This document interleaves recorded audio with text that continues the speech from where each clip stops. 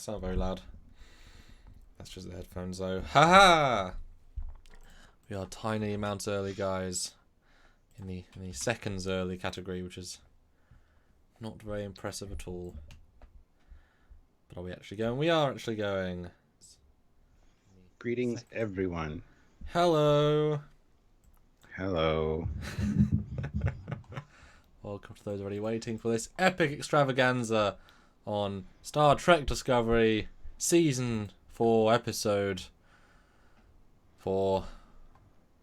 Season 2, Episode 4. That's what I said. And do check out, but after this, because that'd be ridiculous, because we're currently doing a review. Watch our other review. 25 minutes. Cut it down from like 35, so it'll be just the absolute best bits. Have you seen my thumbnail for that? I have not. Have a little look. Okay. It's so difficult, like, to summarize this episode without just showing a big glowy red thing, which is what I did for this thumbnail. And what do you think of the thumbnail? I don't know. I haven't seen it yet. Just relax.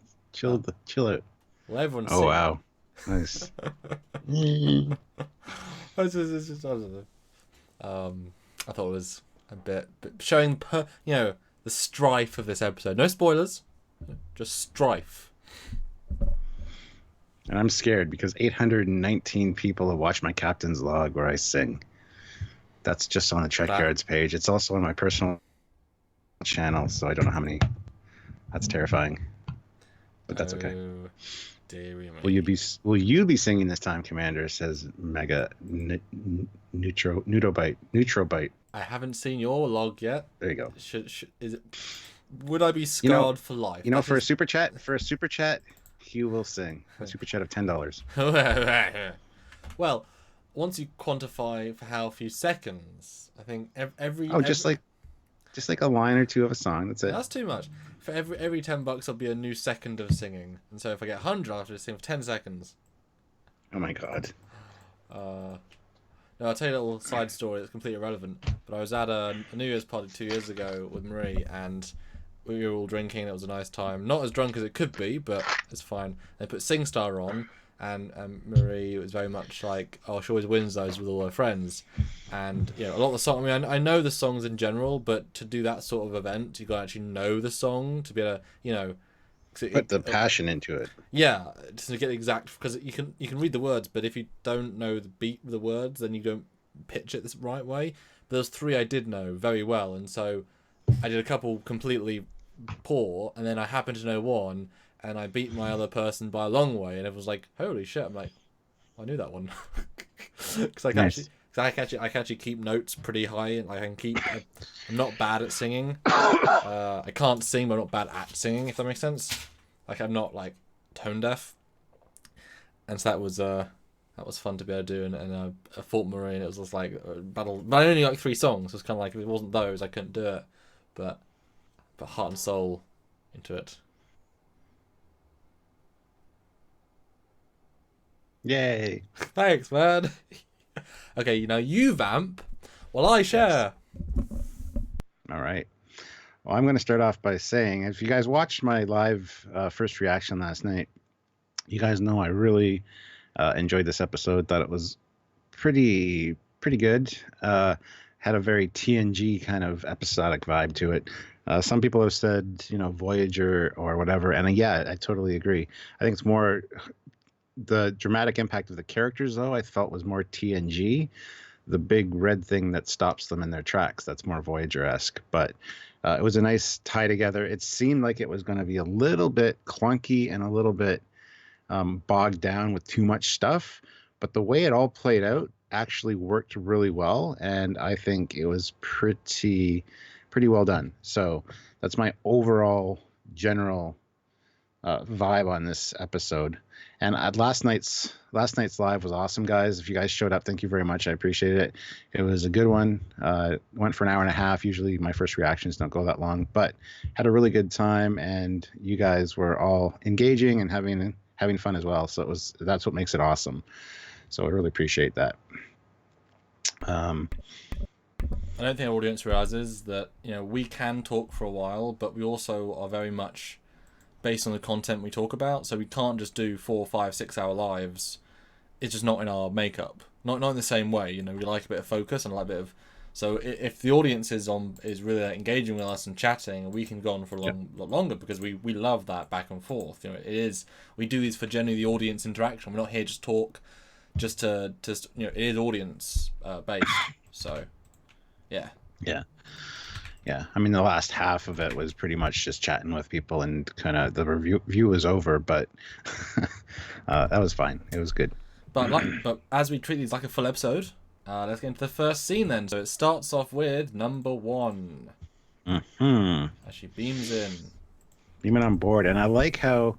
Well, first of all, she's wearing the proper colors. That's nice. She didn't switch to Discovery just to visit Discovery, which I can see them doing. So that was fine. And the fact that she right away just cuts to the chase, no small talk. She's very much to the point number 1 that we've seen in the cage and the menagerie. That was totally awesome. And right away, just exposition dialogue, fixing things, talking about how the Enterprise had failures cascading through all their primary systems, helm, navigation, impulse, and warp drive. Was pretty nice that she covered all those. And it's just a nice scene with her and Pike heading down the corridor to the mess hall, where they're talking about the engineer has, you know, the repairs underway, and Pike says, you know what, I don't think the Enterprise will ever have a chief engineer that loves her as much as Chief Levay, something like that. And we're all thinking, yeah, there is. Yeah. There will be. That young Scott man. Because he was in Cage. No, he wasn't in Cage, he was in Where No Man. He was in, yeah. He wasn't necessarily the same character, necessarily. He was kind of like there. But he was, Where No Man.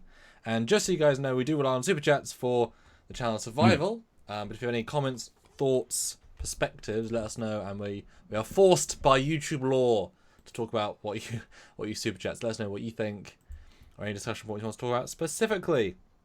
Please do, and we can address those very quickly. Because they get through the clutter of everyone else's comments, and we guaranteed to see them. Yeah. And obviously, in this conversation, we reveal the holographical reasoning, or maybe the excuse that in the original series there is no visible holograms, where in this timeline, in this era, 10 years before, it's so commonplace that it's so advanced that you can actively send a signal from Discovery to Vulcan or Earth, whichever one Sarek was on, it's the edge of Federation space, in Vulcan Hello, to Vulcan, I assume it was, in real time, across the galaxy, quadrant anyway, not a problem. Where does that technology go? Why is it never shown again? Why is it not in TMP? Why is it not in any of the other movies? Why when, you know, Gorkon is meeting up with EA in 6, why doesn't he have a hologram on the bridge and say, Captain Kirk, or you know, why isn't any of this happening? What's the reason? Well, as I said in the review, I think they're gonna, during the course of Discovery, they're going to phase that out. There's going to be a line of dialogue saying we've scrapped the communication system. We're just going to go to view screens or something. We've talked about that a few times, and this kind of sets it up because Pike wants it all ripped out of the Enterprise. He wants to use view screens only, and he says talking to the holograms was like talking to ghosts, and that was a really nice character build for both him and for her, because number one. Well, she kind of snickered, and he goes, why? Did the chief engineer tell you that I would say that? She goes, no, I told him you'd say that. So the camaraderie they have is really good, and I like Pike's old schoolness. I think that's really, really cool. It's a good part of his character. So I really enjoyed that kind of character building with those two. It's amazing how a clear-cut, good captain can work so well. A hero that doesn't take himself too seriously, that cares about his crew. You know what I mean? And he is different. You know, even though he is a clear-cut character, he is different to Kirk, to Picard, to, you know, Scott Bakula. You know, they are all different. He is projecting his own uniqueness onto it. I think he's funnier than Scott Bakula, but less impulsive than Kirk, and obviously different to Picard and Cisco and such. So he's We got Yeah. 2 super chats. Yes. Joseph Patrick puts in €2. Thank you, Joe. And Obol for Trekyards. Your faces are on a 55-inch TV. Well, that's terrifying. Although we're still small in the boxes there, so. But we've thank goodness for the 1080p of this stream, so it doesn't look too bad. It still looks okay. Yeah. Okay. And Zarkon D. Grissom puts in $2 and says, "Number one have a name or just number one?" Yeah. Just number one so far. That's one of the things that I found odd that they didn't, because they're really not working together at this point, so it's kind of more casual. You think that Pike would have said, her name or her first name or her last name, but no, it's number one. They're still maintaining that professional vibe, which again speaks to their dynamic together. So I'm sure I hope we find out her name, but at the same time, Samuel likes the mystery. I mean, it is what it is. I think that's totally fine. But I said this to our main review, which again, go watch after this, because it's very concise. It's weird that the context, that you can see their rapport, because Beam's on board, not even so much a hello, you know what I mean? It's very like work, but by the same token, having a little bit of play, goes right into, let's go to the mess hall, I'm hungry, let's have dinner. Yeah. And I don't think he has a say in that. I don't think it wasn't his idea. And so that shows the weird, because I said this in the review, it's like Bones and Kirk. Because if Bones beamed aboard, he would just say, "Jim, I'm hungry." Okay then, Bones, and just walk to the cafeteria to start eating. There's no sort of whatever there. Whereas like if Chakotay wandered on board and Janeway, we wouldn't exactly have the same.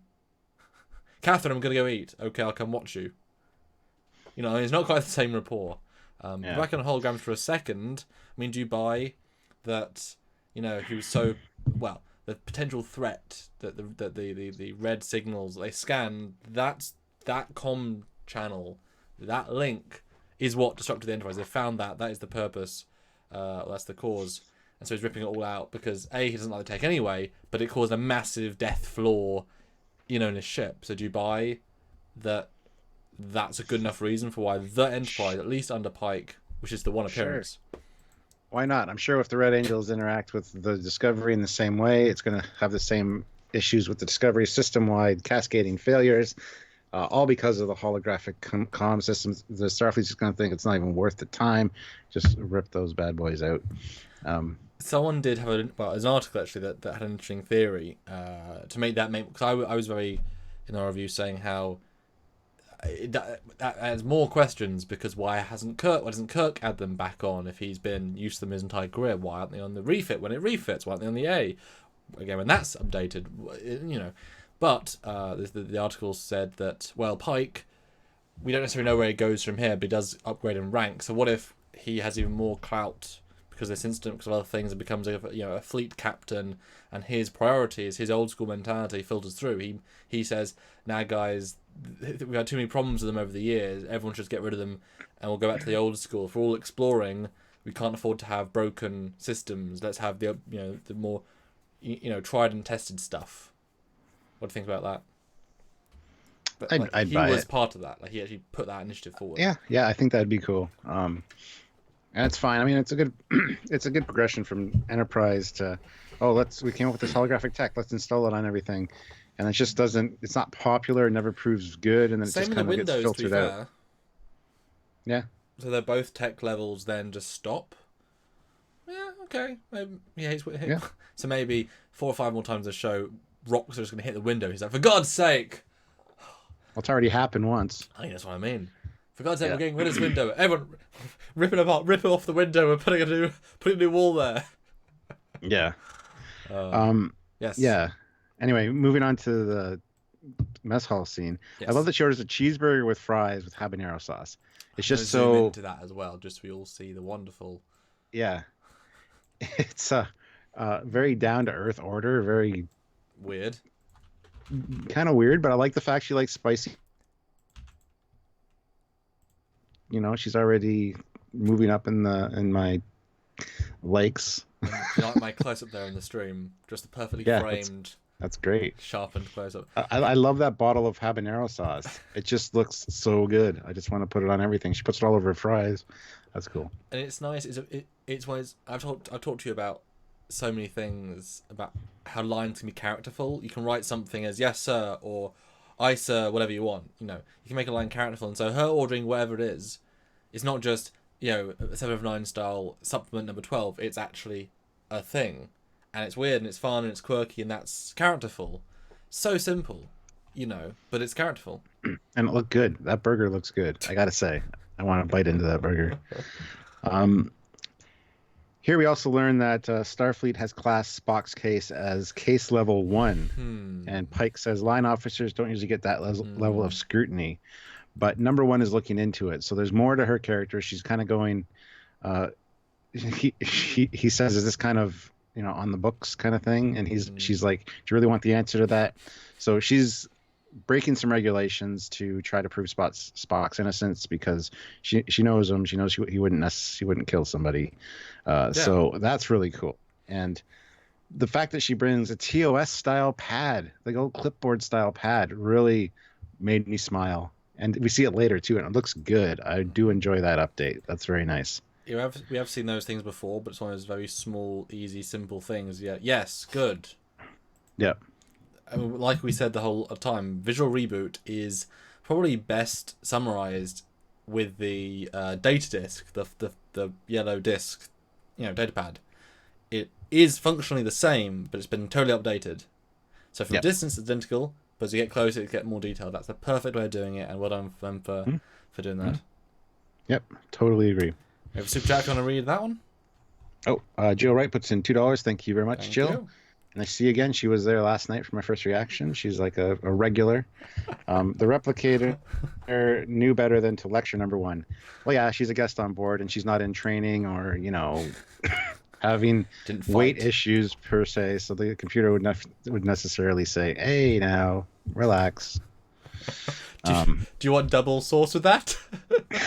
Giant bacon aboard? Yeah.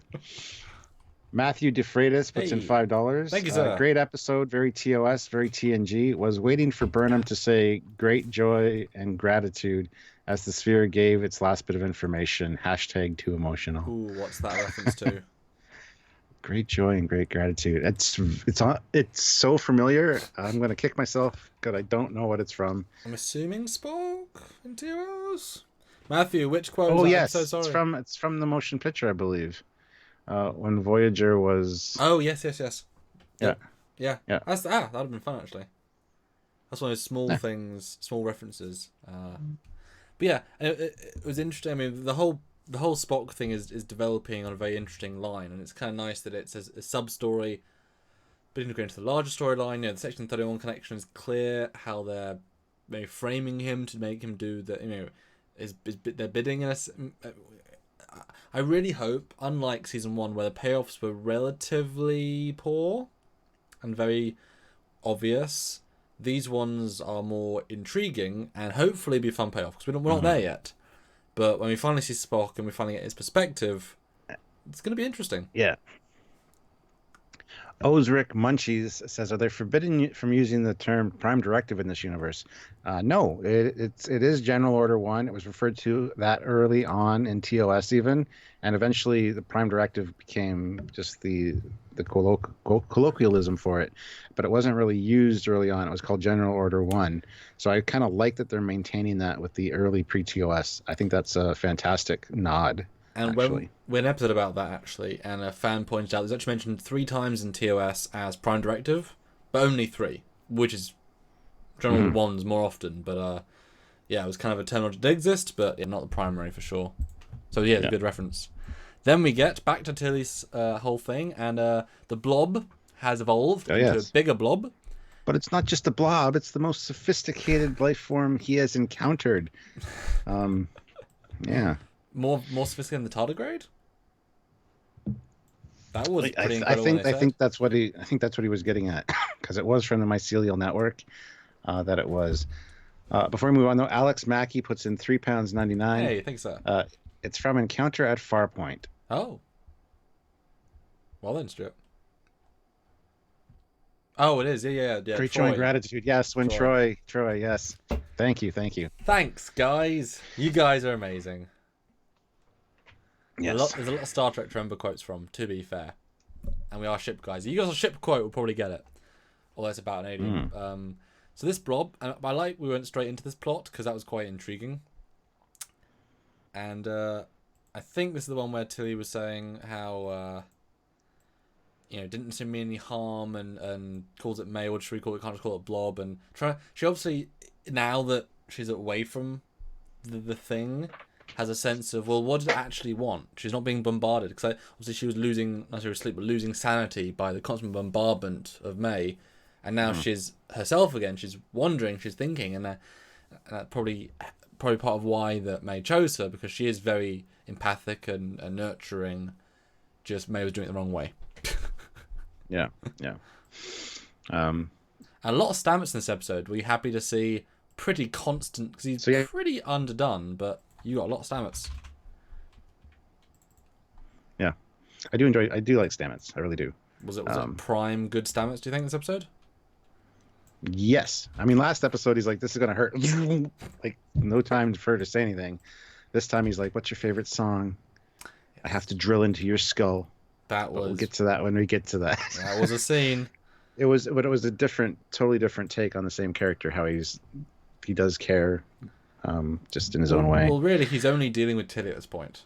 That's his only character relationship, and it pretty much was the only one for season 1, as it turns to one of the other crew. So it does kind of make sense. Yeah. So anyway, briefing scene. Sorry, small comment. Schnick. The blob is growing into a tardigrade. And we'll find out that Lorca is also a spore that will grow to a tardigrade and try to kill them. But go into a tardigrade. Ooh. I could see that. It looks very similar to Ripper. It's on its way there. Yeah. It's in its cocoon stage right now, I guess. Who's to say that tardigrade isn't... Yeah, from the that's interesting. If they can legally use tardigrades I'd love to see now, Lorca as a... Yeah, I'd like to see Lorca as a tardigrade and have 2 tardigrades. Dun, dun, dun, dun, dun, dun, dun, dun, dun, dun, dun, dun.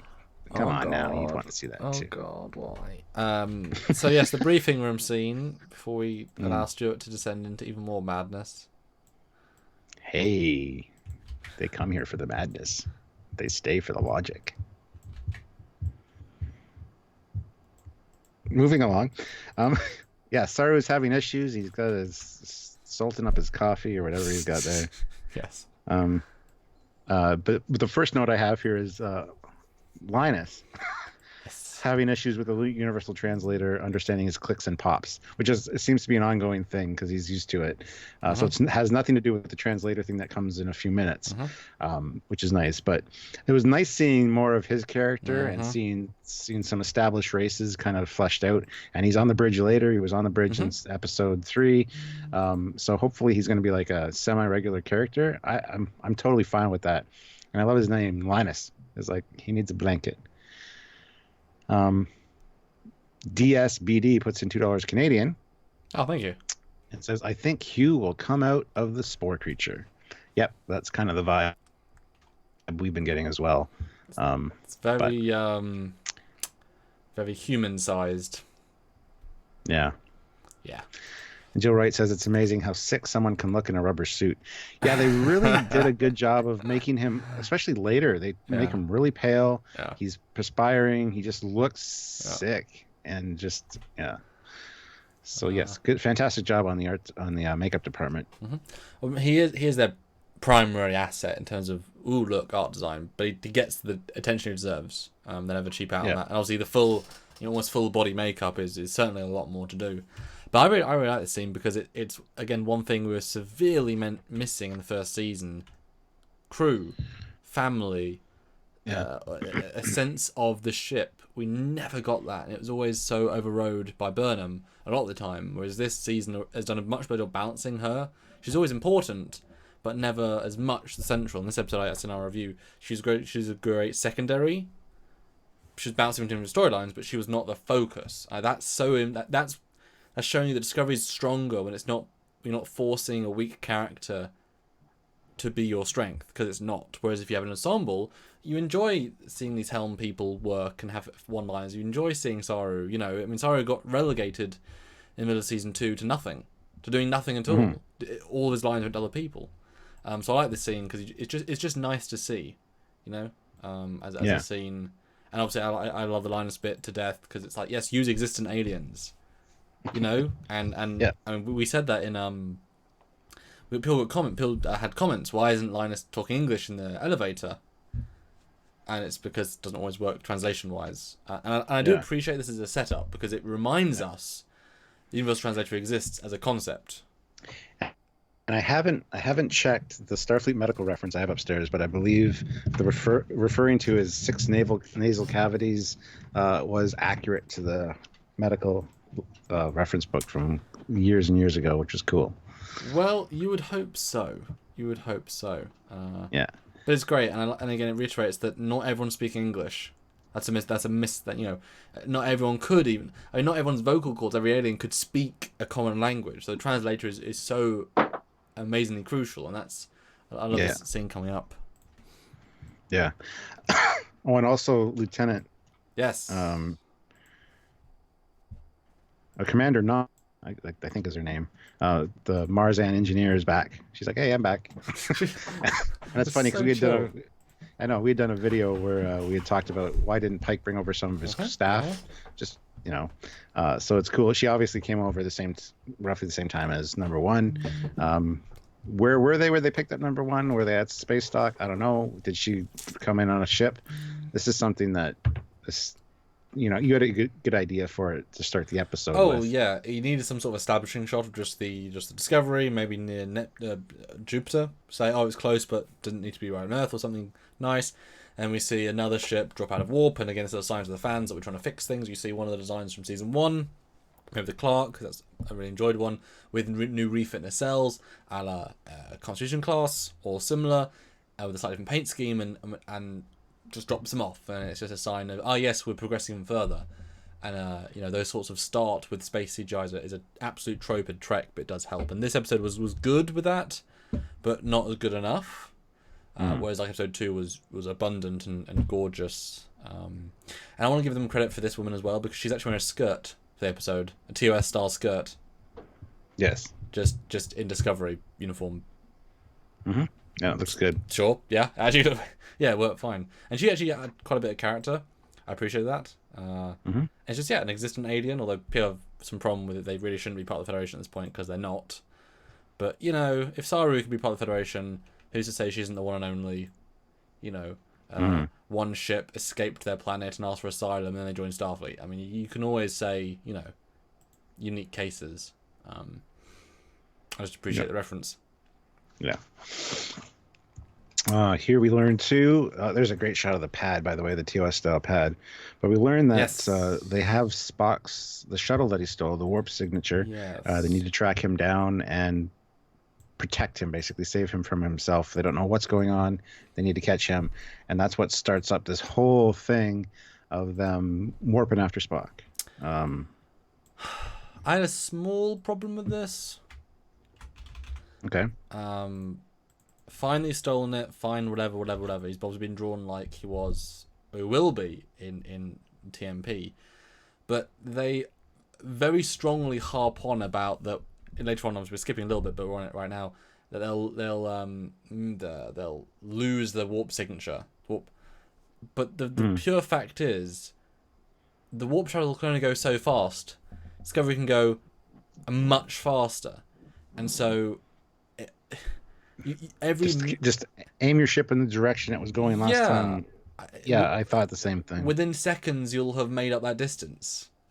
I mean, and we lost him. Okay, jumped warp. Our equivalent to warp 9. So back in range within, obviously. And even if the trail goes cold, like you say, going that, they've got very clear direction. They've obviously been tracking it for a little while. They have a sense of where he's going. Obviously, could be crisscrossing, but just I don't buy for a second these shuttles can go warp 7, and so can Discovery. Otherwise, you wouldn't be able to catch him unless he stopped. So it seemed an odd sense of peril when just go that way and you'll bump into him eventually with your scanners again. So that was a bit of a especially if the shuttle can only go. Sorry. Yeah, it was unnecessary too to say we've only got 6 minutes to wrap this up. Otherwise, we're going to lose his warp signature. It was just those lines could have been taken out, and you could just But I think there needed to be a sense of urgency. Now, if he had stolen, this is again really. He'd stolen an experimental warp shuttle that could go faster than the Discovery. Cool. But a shuttle, you would assume, warp 3? 4 Yeah, pushing warp it. 3 or 4, especially this time period. Yeah. Yeah, whereas Discovery is a top warp. So, and then we know that it gets exponential. So it's not just a bit faster. It's not 10 miles to 20 miles. It's, whatever. It's a small thing, but We have another super chat. Zarkon D. Hey, Grissom puts thanks, in sir. $5. Do Discovery sensors not work in warp like all other ships? I know, right? Same with the Kelvin ships. 2009. They're at warp and they come out of warp into a battlefield, basically. It's like your sensors Yeah. are there to pick that stuff up before you come out of warp. Otherwise, you die. Yeah. So yeah, that's the thing I don't like is when they're at warp, they can't see anything. It's like, wow, really? No, that's what long range sensors are for, guys. It's like how many times in Voyager do they say, "Sir, long range sensor detecting some anomaly. Okay, change course to intercept." Yes. Or change course to avoid. Yeah. Otherwise, you would only because think about how often Voyager's in warp. Otherwise, wouldn't be able to see anything. They have to drop out every 10 minutes if there's an anomaly. But again, I mean, this is what we do in the general review. We looked at the general plot points, but here we're doing it scene by scene, moment by moment, because there's so much good in this episode. But we're allowed to criticize the things that maybe are a bit weaker, and hopefully, if the writers ever look at these episodes, they can see a few small things and say, "Oh, okay." Yeah, I got to jump in. Shauna Letherman says, "Hey, Captain, do you know that USS Discovery is mentioned by Kirk in TOS, the episode Squire of Gothos?" No, it isn't. It's a weirdly worded line because he says, "Notify the Discovery on subspace." Means just notify the Discovery of the planet we just ran into, which wasn't there a minute ago, via subspace to Starfleet. But the way it's worded, it sounds like notify the Discovery. No, but he's saying notify the Discovery via subspace. So notify them of this discovery because we're going to be investigating it now. It's just a weirdly developed. Yeah, I was aware of it, but that's how that line plays out. Discovery is not mentioned, even though it sounds like it is. Although easily retconnable to, yes, it was.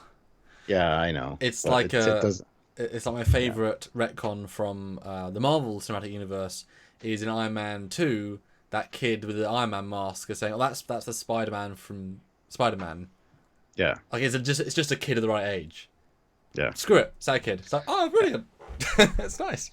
Zarkon D. Grissom puts in $2. Thank you. And yet Discovery runs into the gravity thing. LOL. Yeah. I know. But you could have had a masking. It could have warped in at the same time and just.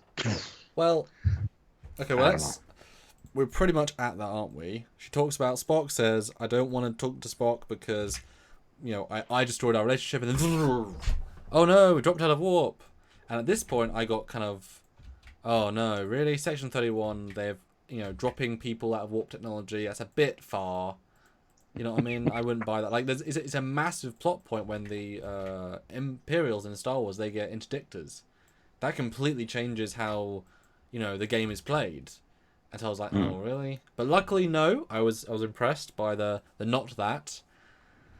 But yeah, I mean, given that you're warping through subspace, and gravity is really important because we know gravity can do really bad things to you at warp.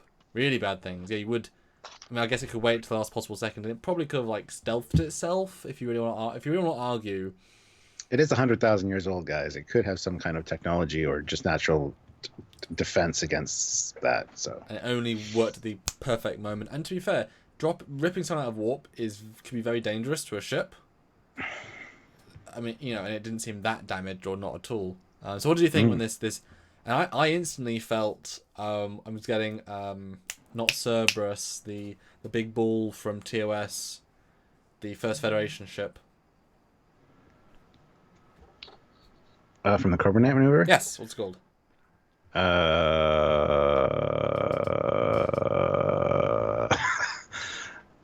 Guys, you screwed me up with Cerberus. Otherwise, I probably would have known it. God damn it! What is it called?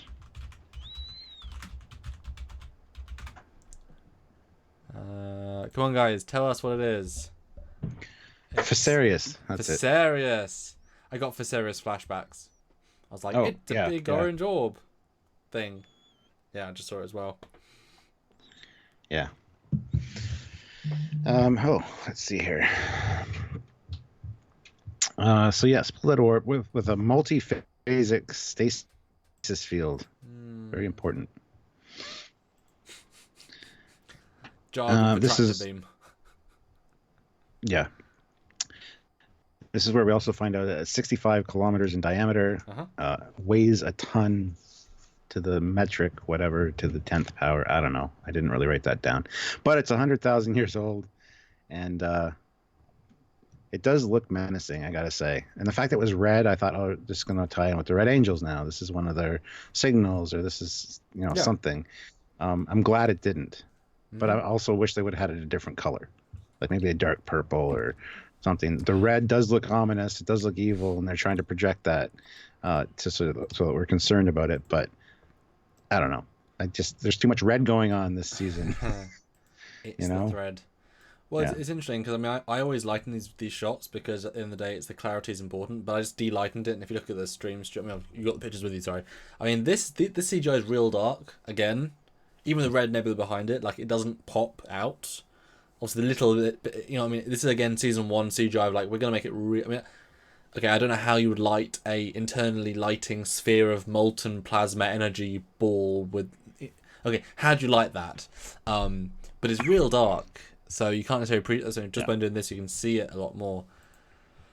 But it's cool.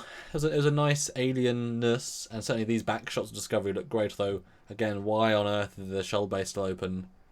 It's like Because it looks cool. It doesn't though. Shut up. Turn it around. Stop it. No, close it. Close it up. Close it up. Okay, on that note, we have a super chat of £10. Oh, Thank you very much. Thank you, sir. From really helps. Dragon Drick Lord. Yeah, that guy. Hi guys, first Hello. stream I have caught before. Hey. Did either of you catch what looks like an insectoid Zindi in the background of the mess hall on the starbase? Keep up the good work.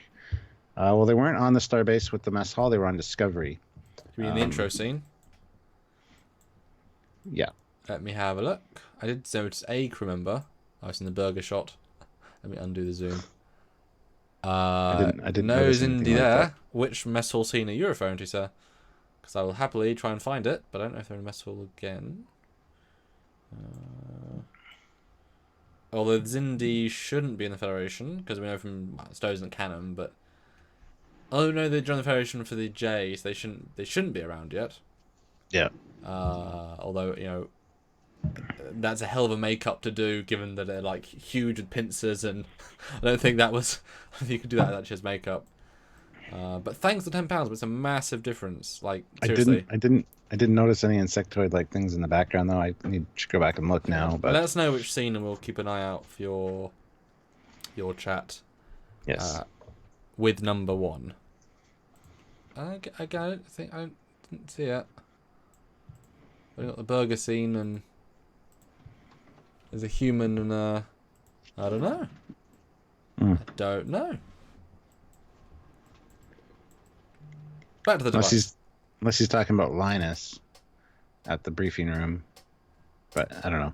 So I love these holograms of the because they're very 2D holograms. I like it. It's not just like this big 3D element. It's just like everyone's looked at a 2D, like it's just a screen displayed in the air.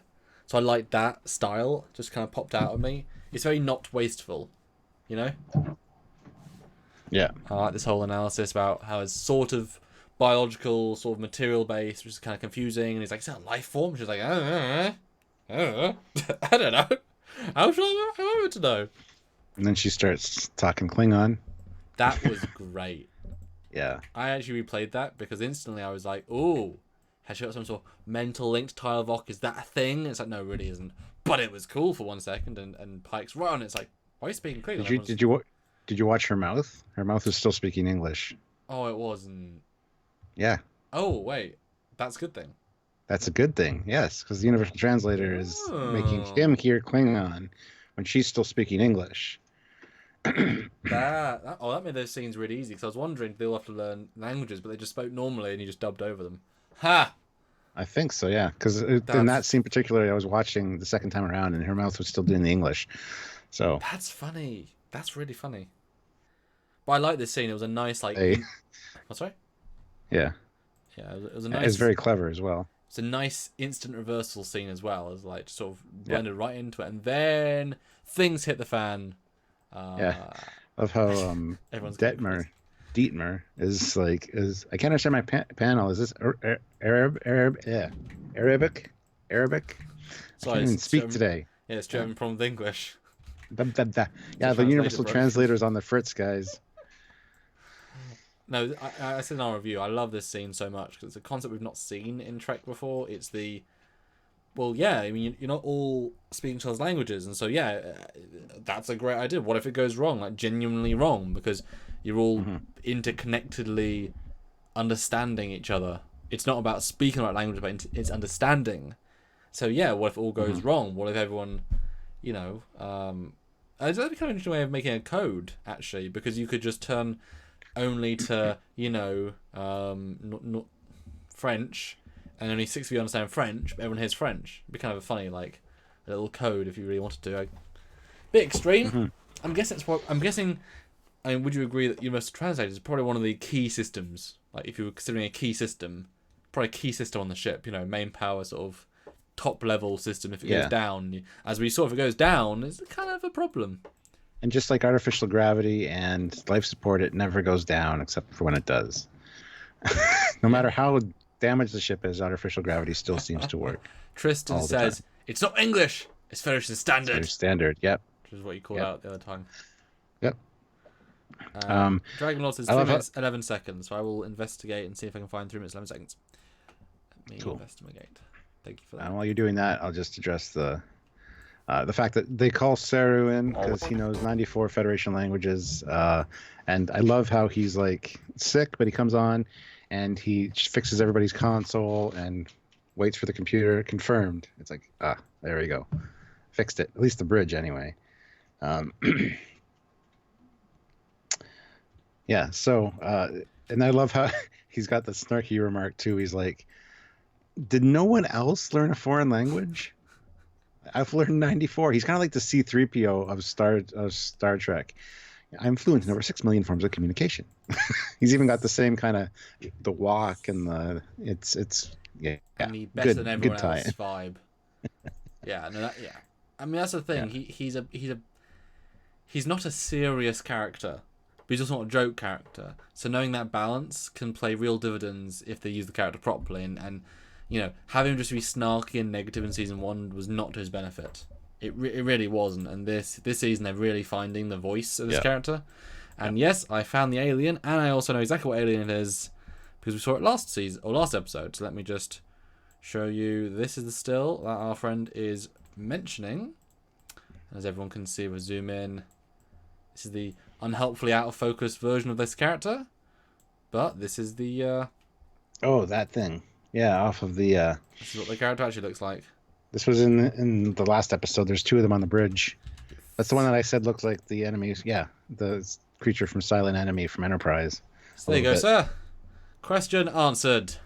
Yeah. So it's not Xindi. It's not Xindi, because that wouldn't have made too much sense. That's a cool background character to have though for a scene like that, great. Where I didn't even notice it. So, Trent Cullicut puts in 5.49 Canadian. Why is the Universal Translator Klingon not marbly? Because it speaks it properly. It looks like they're fixing the Klingon language as well. It doesn't sound like they have marbles or marshmallows in their mouth. It was nice. She was all like, "Dach du, da dech." I was like, "Oh, great!" It wasn't.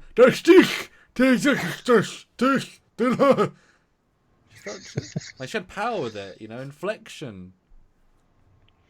Yeah. You know. Thank you. Yes, you're welcome. Moving on. They get that all fixed up. Saru does a fantastic job. I really like this scene. Builds a lot of his character. Yep. So that's cool. And it's a wonderful combination of fun and science fiction-y. You know what I mean? It's a nice, like, the whole thing is a joke. It's a bit. But you learn something. Yeah, the Welcome to the Tower of Babel was a nice reference, I gotta say. I think I get it. Well, in the Bible, they start building the tower to heaven, and of course that's how all the different languages of Earth came about, because God changed everybody so they couldn't understand each other, they couldn't work together. That's the Tower of Babel story. So, which makes sense because I know that they reshot season 1 a lot, or season 2, sorry, to remove a lot of his religious overtones. But that is because that reference is just a reference. You know, it's a literary, not a faith-based. You know, and that's that line, like in Star Trek. You know, all the religious stuff as a history lesson, not as a thing to practice necessarily. There's that line. Yeah. But yeah, no, I like the scene. It's great, and Saru Saru's a weird character innately, but he wasn't. I don't know if he could be strong enough for the full A plot, like the full hero, but in the ensemble he worked so well. He got a lot of time, did great, focused on just enough. This is a good ensemble cast when they get to have fun. And actually, if you break down the amount of play they all had, seriously, season 1, it was always death, destruction, murder, kill, maim, obliterate, fire phases, cannon violation, mostly. But in this episode, we had the Linus joke, the Saru Cole joke, the Babel joke, the what was on joke. You had the new engineering officer with Stamets, that whole joke. You had Tilly joking a bit. You had the Doctor being snarky. You had Pike being snarky. You had number 1 being snarky. Like, everyone had a bit of fun to them, and it makes such a difference. You know, I would actually find it kind of fun to do like a supercut of jokes in this episode, like 20 minutes of jokes are. Yeah. And it's not funny. It's just humorous, and that's good.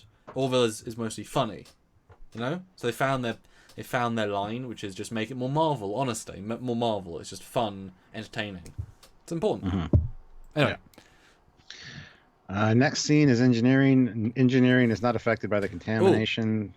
Sorry. Another part of the article, because they leave in the turbolift, I believe, at this point. The article also mentioned that Pike, obviously, he's got some. You know, if he's one of the people that help influence the no holograms, Burnham actually needs to have Saru come with her in the turbolift just to do the turbolift's automatic voice commands to get somewhere. But we know that in the TOS colony, they actually have physical controls to how you go places. And so Pike, the argument was that, well, Pike sees if this one system breaks, we can't travel. You need to have a physical solution as well. And so, yeah, he persuades Starfleet to put in these more rudimentary, basic redundancies. Because, yeah, she had to bring a translator, the only person in the crew that could actively translate. That's a severe problem with the turbolift system. Because it's not a physical control. So I kind of liked that when it was pointed out to me. Small thing. Yeah, good point. Yeah, wasn't mine, so. But here we see the engineer from the Hiawatha, Jet Reno. She comes back, and I got to say, I love her character, the snarkiness. She was ordered by the chief engineer to reroute the plasma regulator. And I still want to meet this chief engineer because we still haven't seen them. I don't know. Yeah, but anyway. So maybe Andorian would be kind of cool. That would be cool. Or Vanadium, yeah. Yeah. Although we know that Lorca is xenophobic, so yeah, maybe we wouldn't have wanted one. And just a quick little reference to something in a future episode we have. If you look at the live or a few pictures earlier, in that graphic of Discovery, you do see exactly reiterating where the spore units are. So, just a reminder. But yes. And the chemist. A super chat from Lizzie Smith, £1.99. Thank you. No question, just a thanks. And then /.-121 puts in £1.99 and says thumbs up if you like. Yes. We like on the wrong picture. And yes, guys, go click the thumbs up, like the video.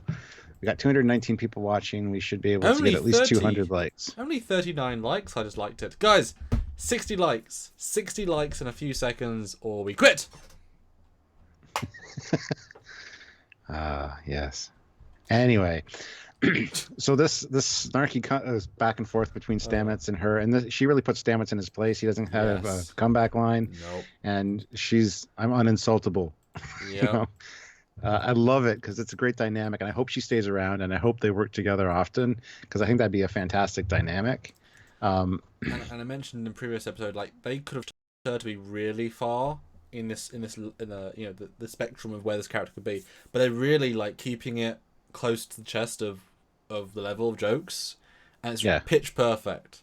You know, she's not just doing it for the sake of it. She's giving what she's given.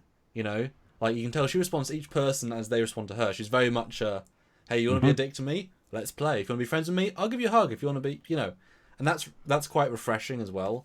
And her and Stamets have wonderful chemistry, and I can honestly see him like, okay, I was about to be a romantic, but there's kind of like you can almost have I hate you spark, like a But in our other review, I said it was so nice to see an actual engineer, because Stamets is a spore technician. He understands this part of the ship. He probably has fundamental engineering training, but he's not qualified to fix the ship, and he's never really seen to. Not the ship. So, it's just like having a stellar cartographer officer on board the D. They're not going to be an engineer fixing anything. They're there to do the job. And so when she comes in, she's actually an engineer, actually has technical experience, although this ship is quite more advanced than what she's used to, but she's obviously talented enough to just go straight to work. And she does a wonderful job. And the joke being that she uses gum to fix a power conduit. Did you see that? Yeah. Yep. She used the gum, which was grape, by the way. There's a reason for it. That was great. This is it to fix. Yeah, that was awesome. That was awesome. Joseph Petrick puts in €2 and says the exchange between Reno and Stamets was funny. It was hilarious. I loved it. And we also got a 500 ruble super chat. Oh, thank you, sir. So even if Saru can understand 94 languages, how does he choose the correct language to respond so the universal translator won't translate it into a different one? Convenience. Plot convenience. Anyway. I love how they... Oh, go ahead. Well, I took it more as that it's... The English translator is misaligning people to their languages. And so he knows what language they're speaking at a time, and then responds to them in that language. If they swap languages, he'll re-swap, because Burnham does swap several times, I believe, from the scene. So he's more just listening and then addressing. And I'm assuming the computer knows, that's the language by default. But if it doesn't, because it wouldn't need to translate Russian to Russian, so it wouldn't classify that in the exchange, because the system's got a virus. It's unstable. It's not broken, Yeah. Yeah. Anyway, I love how the exchange between Stamets and Reno kind of goes into dilithium mining ruining planets, and how everything on Earth was polluting everything, and then within a generation everything had solar panels on it. I thought that was a fantastic little argument, and him trying to make his point and sound like he knows what he's talking about. We got another super chat, 20 pounds essentially. Wow. From you, Michael David Anthony Feckett. That's amazing. That makes a huge difference. Thank you, sir. Is that room engineering or the Spore Lab? Burnham says she's going to engineering and goes to the room with Stamets, but then the engineer lady is sent by the elusive chief engineer, who you'd assume is in engineering. Yeah, we just did a video about this, how we think that there is the warp drive you can see, or the warp core you can see from the Spore room. It is called the Spore room many times. It's not actually engineering. I think engineering's on the other side of that. And or close by, yeah. Yeah, and they could be running parallel, because in the one episode it was labeled, I think, the port side engineering lab or whatever, on the one plaque. So it is an offshoot of engineering. Yeah. So we've never actually seen full engineering yet, I don't think. And Jamal says the Spore Lab is inside engineering. Well, it's inside the engineering hull, but it's just a science lab. In essence, it's a science lab connected to the engine systems. Yeah. So it's closer to, and like I say, that's the warp core behind them, which is a great reference to TOS. But as a actual engineering, if it was engineering room, which isn't, it's very lackluster design for main engineering, although it's fine for what it is. Yes. Yeah. But yeah, £20. Thanks so much. That's brilliant. Thank you. Then we get the one weird side angle, which I'm glad you're happy to only see one. Kind of stood out to me as a weird angle because it was only one. I didn't even notice it. Yeah, exactly. It's like not really even because this episode was really flat, filming wise. It was very, very you didn't think about cinematography ever. For me, I don't know if you did. No. Whereas last week it was actually interesting and to the detriment for you, but this was very plain, which I think again adds the Trek feel. Ironically. So what's this scene about? Oh yeah, they're desperately fixing. And again, you see some nice TOS looking tech. Woohoo!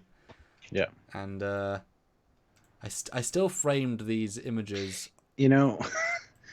Where they make the lightning rod out of the canisters and stuff. Yes. When she's holding it at the door, I'm like, oh, this looks like a Ghostbusters thing. And as soon as she It didn't quite have the same Ghostbusters feel, but I had that leading up to it. That's what it was going to be like. Anyway, that's a great shot of Tilly. But yeah, but look, weapon. So these are all the things that the primary systems. It's got bridge, computer core, engineering, labs, impulse, warp, tanks, transport, crew quarters, captain's quarters. It's a whole separate power system. Sick bay, life support, reactor, sensor array, defensive array, shields and weapons. Ah. Okay. Very nice. And they fix one and fun to see graphics. It's kind of like their customer interface. And Saru is not well. He kind of has a. Oh, he's yeah. Is that? He's not well. No, it's not now, is it yet? So not yet. Power not yet. surge. Everything goes a bit screwy. 100 giga electron volts. 1.21. Yeah. Giga electron volts. So the virus is inside the ship. The shields are down. Mm-hmm. The systems are going haywire, and because of that, the EPS conduits are kind of going haywire, and just charge is being let out. And then Samus has a wonderful idea to use gas. Bit dangerous, and I like the Tilly's like, "Oh, you gonna do it?" And she's like, "Well, you're not gonna do it." Okay. She's used to just getting stuff done, but luckily it doesn't actually get hurt. And then Tilly's do you like Tilly's hair there, Stuart? Because you are. I do very much. It's a nice look. Okay, good. It's that disheveled look. That's all I'll say.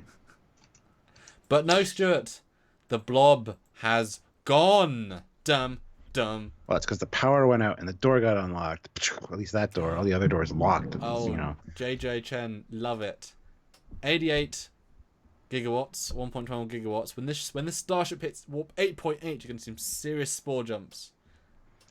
Wonderful. We make a joke like that in one of our episodes about the bird of prey. Just saying. Wonderful. But yeah, anyway, it attaches itself to Tilly,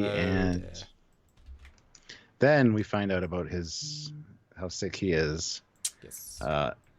Goes to the doctor, who's Dr. Poller. That's her name. Okay. He's got a terminal illness that's only applies to Kelpians. Yes.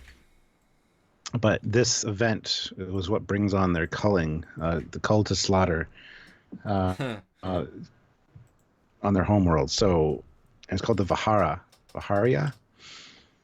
Yeah. And this is where so this is. Do you think then that because they made this episode, or wrote this episode first, then went back and made Brightest Star? How essential viewing is Brightest Star to really get this scene, do you think? Or is it explained well enough? I think it's explained well enough without Brightest Star, personally. But obviously, because of that, we are completely clear on the Rual, whatever they're called, and because I think they do kind of info dump. They do very much, yeah. And if we didn't know how to visualize that, you wouldn't quite be able to get it. I don't think it'd be like one of those things you sort of accept and move on. So I think it's kind of essential viewing to get the context truly, but they do a decent job to actually talk about it. And this was an interesting scene. Like he says, "Yeah, this is tonal," and Burnham's like, "Ah," he goes from 0 to 1,000,000 in a second, and he's so calm. You know, he thought it was just a cold, something whatever, but no, it's this is what my species. When this calls, we answer. We die. We either kill ourselves by cutting off our ganglia, or we get culled by this species that eats us. Actually, I hadn't considered that. Now, obviously, we're skipping ahead a little bit, but you're right. The cutting the ganglia was going to kill him was the context of that future scene, right? Mm-hmm. I assumed he was going to stab him, like just kill him. But if they fall off, then you definitely didn't need them to live. Yeah, but if you cut them off before they fall off, then you die. I never got a sense of that important. Like for the living, it's a sensory thing. It's like if you cut off someone's ears, it's not. That's interesting. But maybe we can talk about is it a fake incident, fake reaction in a little bit when that's revealed. We'll get to that. Yeah, but it's a sad scene. It's a sad scene. Yeah, this is where Sorrow asks a favor of Burnham to take care of his detailed personal logs since he joined the Federation by being granted refugee status. He's listened to a bunch of stories from different races, and he's really he wants her to officially log his personal logs so that when it comes time for his planet when the Prime Directive no longer applies to his planet, they can actually go and take care of it. Zim, I'm gonna die, says Sarah. Doctor says, okay then, there's nothing I can do, not even a scan. Yeah, that's This video got dislikes. Of course it did. There's always, just because they don't like Discovery or whatever, or they don't like us, they will dislike. But that's fine. It's an interaction, so it's an analytic for YouTube. So thank you very much for the dislike, because it still helps. Well, I think we're adorable. But 96 likes, that really upped it. Can we get to 100, guys? 100 likes. Come on, there's 200 and something of you. 230. So we need 4 more likes. That's all I'm asking for you wonderful, wonderful people. That's all I want. Come on, guys. Yes. Now, when he was asking Burnham to officially catalog his personal logs, don't you think there's some personal logs in there from the past 7-8 years that say, well, Burnham was a real bitch today, and I wanted to kill her in her sleep 12 times this week. And it's only Monday. Because they really didn't get along until this episode. Yeah. Well, until episode 10 of last season. Yeah. Yeah. Yeah. I figured there'd be something in there that I wouldn't want her to see necessarily, but yeah. But anyway. Can he be that pissed if he's already if he's dead, dying, whatever? Really, I don't know. 118 likes, Stuart. We got 20 likes because I begged. Yay! Nice. Brilliant, guys. Thanks so much. Nice.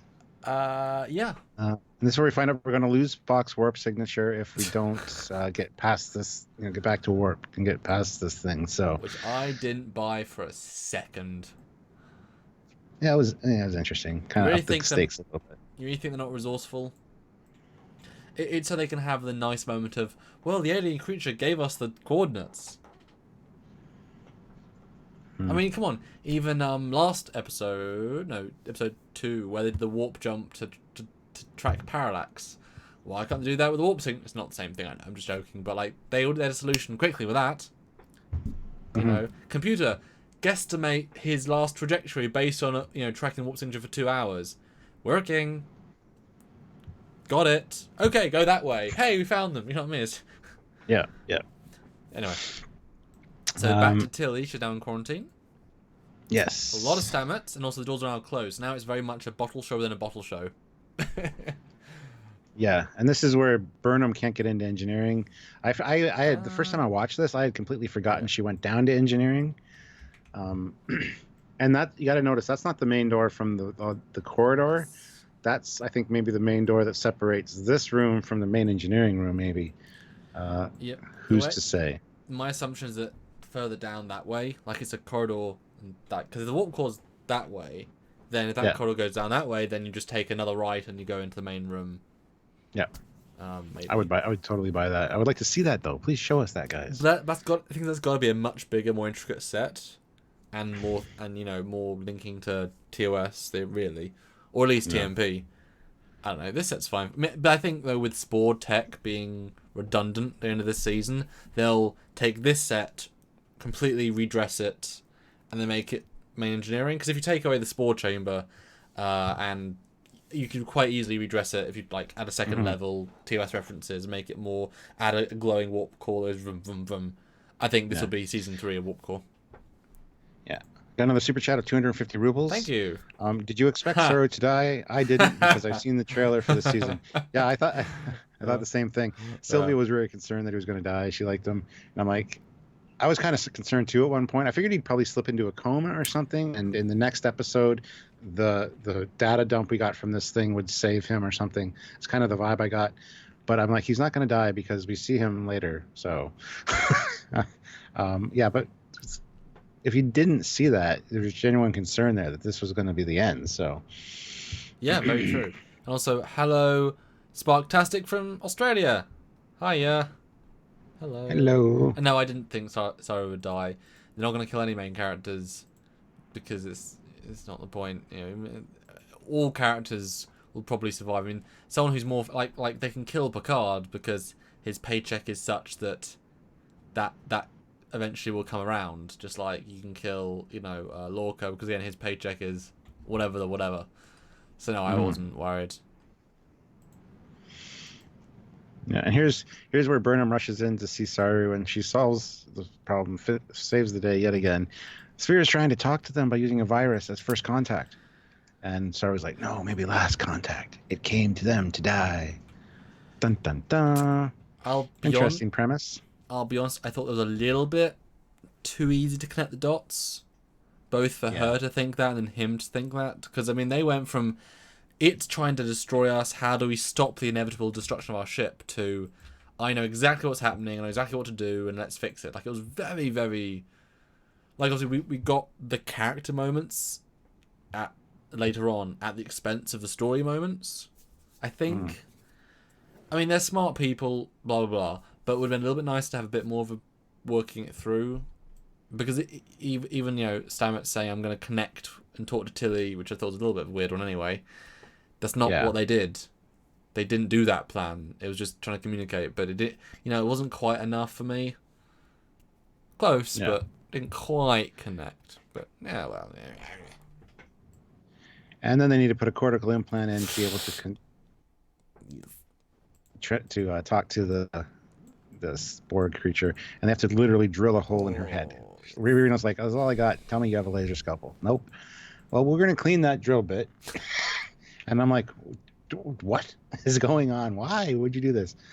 But anyway. Next scene, we find out that this is where we get the explanation that empathy is hardwired into the Kelpian DNA.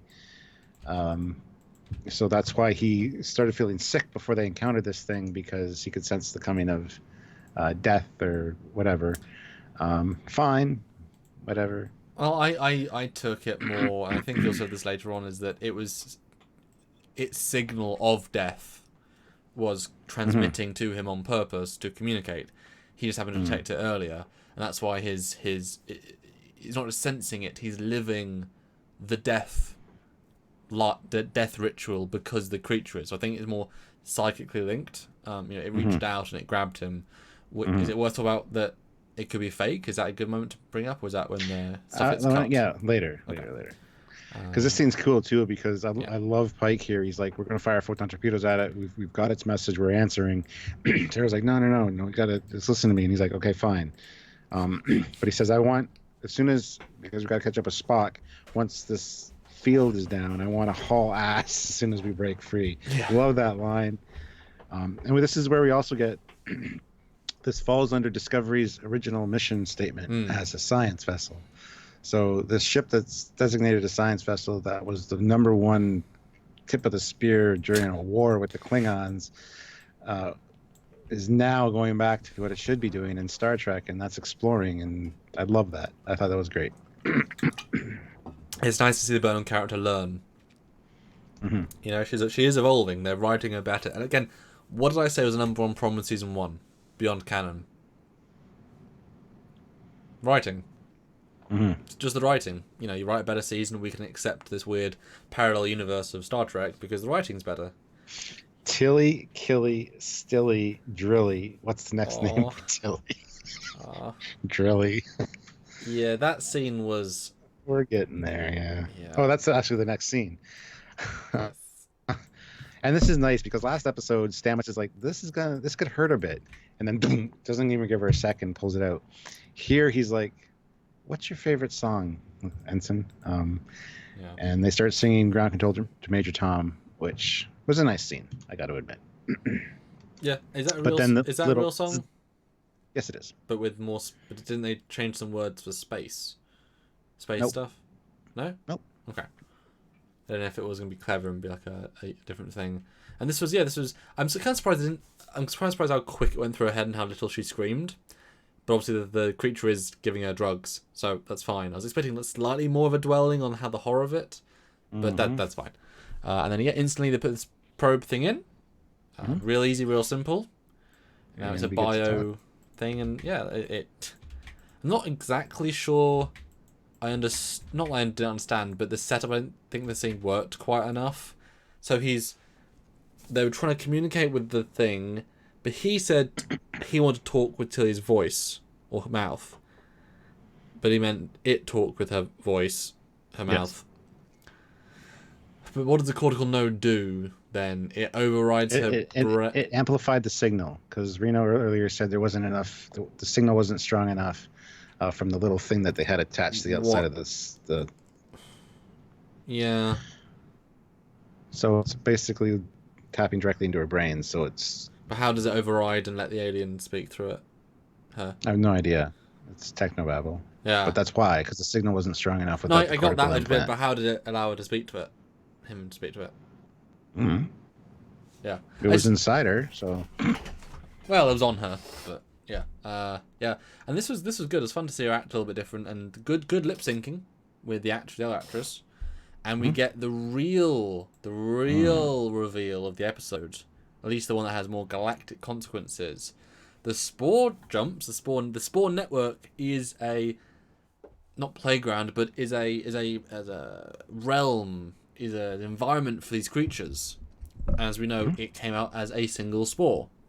There we go. It's just evolved into something else while in our realm, and each jump has been a trespass, and I got the sense it was killing creatures.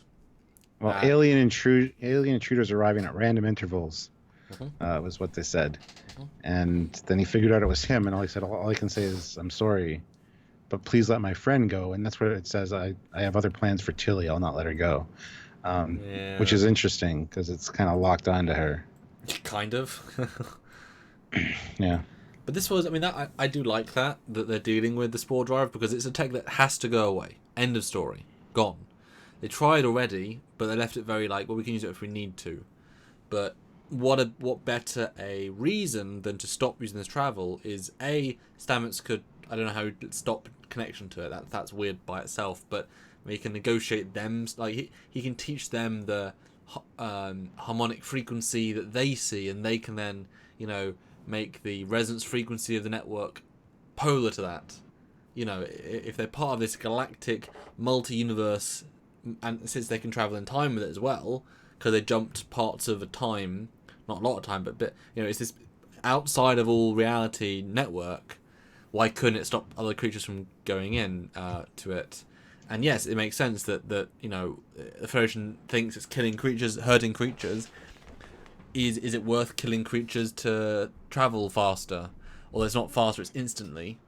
But, is the spore drive useful if you're not going to use it for, going to the Delta Quadrant? Because if it's just going to Kronos in 1 second rather than a week, just go in a week, But in terms of exploration, you could just jump to Beta, Alpha, all those different Gamma quadrants. But is that worth it to kill creatures? And so I think that direction is clear. Obviously, Ransom thought that was fine with Equinox, but we're not there yet. And that was Jane was very against that. So it's clearly not the direction that we want Starfleet to take. So I appreciate the attempt at giving this subplot, and certainly I think Hugh will come out of it. Maybe it's like a trade. We won't ever use the network again if we get Hugh back, because loves. Yeah. Any more super chats, Stuart? Hey. What, sorry? No more super chats. 233 people. Come on, guys, you must have thoughts that you can super chat and talk to us about. We feed off your chats. Let us know. Yes. The next scene where they're basically going to lose Spock's warp signature, and they decide to drop the shields, and that's when this thing does its thing and downloads all this information to them. 100,000 years of information and knowledge. Actually, a really great premise, something that you would see very much in any other Star Trek episode. Yep. So very cool there. And then it blows up. Well, it implodes. It dies. And it pushes Discovery away, and everyone's fine. Yep. Well, not everyone. Well, no. The Saru gets taken off the bridge because it's his time now, he says. And Tilly's in the blob, and they cut her out, and she's she's like, although it looks like she's being born, which I thought is a foreshadowing of Hugh. Yeah. It's a cocoon. Although It's it should be birthing. said when they cut it releases this It does? spores that go in their face, that see, I disagree with that, because later on they specifically show the spores as an active thing, whereas in that scene it's not spore, it's just dust and smoke. So I would assume if they're trying to tell us it was spores, they'd show us spores if they made it so obvious later. So I would dispute that. well, it's just an inhalant. I think it's from the cocoon. That's because they did when they cut into it. I think they get instantly high and they don't actually pull Tilly out. Yeah, no, it could be, but again, this is like it's like end of Inception. Is it or is it not? You know, it's up to you, whichever you see. So for me, I think it was real, but Stuart, not so much. Yeah. /.-121 puts in a super chat of £1.99. Thank you. And he said a comment. And Joseph Petrick puts in €2. You cost me more than Netflix, but you are worth it. Well, thank you very much, Joseph. And then Chive Bacon, I haven't seen you in a long time, but he puts in $5. Very cool. My wife is working today with Rebecca Romaine, aka Number One, on a local show called Home Family. Told her to say I want to see more of her. Well, that's awesome. That's amazing. Tell her to come on Trekyards and talk about her role as Number One. Yes, her 6 minutes of epicness, because it was 6 minutes of epicness. Awesome. Yes. And sorry, Joseph, but you know, we also do more free content than Netflix. In terms of, you know, it's all free. Thanks. So I feel like oh yeah, if you want to if you go back a step, on the bridge they show us this diagram of where Spock's going, limit of sensor range, and that sensor range implies almost all of the Alpha Quadrant, because that's the center of our galaxy, and he's going from the edge of the galaxy, center of the galaxy. So that's a lot of distance. I'm going to be honest, of sensors. But is he going to Shakari? Is he going to go meet Cybok? Because that would be a nice payoff. What are you laughing? That's interesting. I never noticed that before. I just took that as not a literal reference, because that's insane. Yep. More Star Wars logic, everyone. Star Wars. Yeah, well, it's the Star Wars cutout. It's finding Luke on that planet. That's the part that BB-8 had. Come on now. That's what the first thing I thought when I saw it. I didn't think it was literally going that far into the galaxy center. That's just stupid. But it's a computer system. Why is it figmentalizing? It's literal. I mean, it's just dumb. That's a long sensor range. But it'd be kind of cool if he's going to the center of the galaxy. Wouldn't that be a fun payoff if it's something to do with the Shakari monster? He's sending out the signals, but he wipes everyone's memories. What a weird reference. Like we're going to reference Star Trek 5 of all things. It's God, everyone, via the alien at the center of the galaxy. Joe Wright, well, angels, God. I know, it does. Joe Wright puts in $5 and says, I thought the green spore would be the mycelial network defending itself, and red angels would be the species aligned with the network. May is both. Yay. Yeah, we certainly thought one of those. Variations of each. I mean, it's all got to be connected. You know, it's all got to be something. Because that's the unique part of this show, is the spore drive. If you take away the spore drive, it's just a crew and then Spock's sort of sister. Adopted sister. Like, there isn't that much unique if you take away the spore drive, which is fine. But we'll get there eventually. Yeah. Joseph Petrick puts in €2 and says, as Fox would say, no apologies, Commander.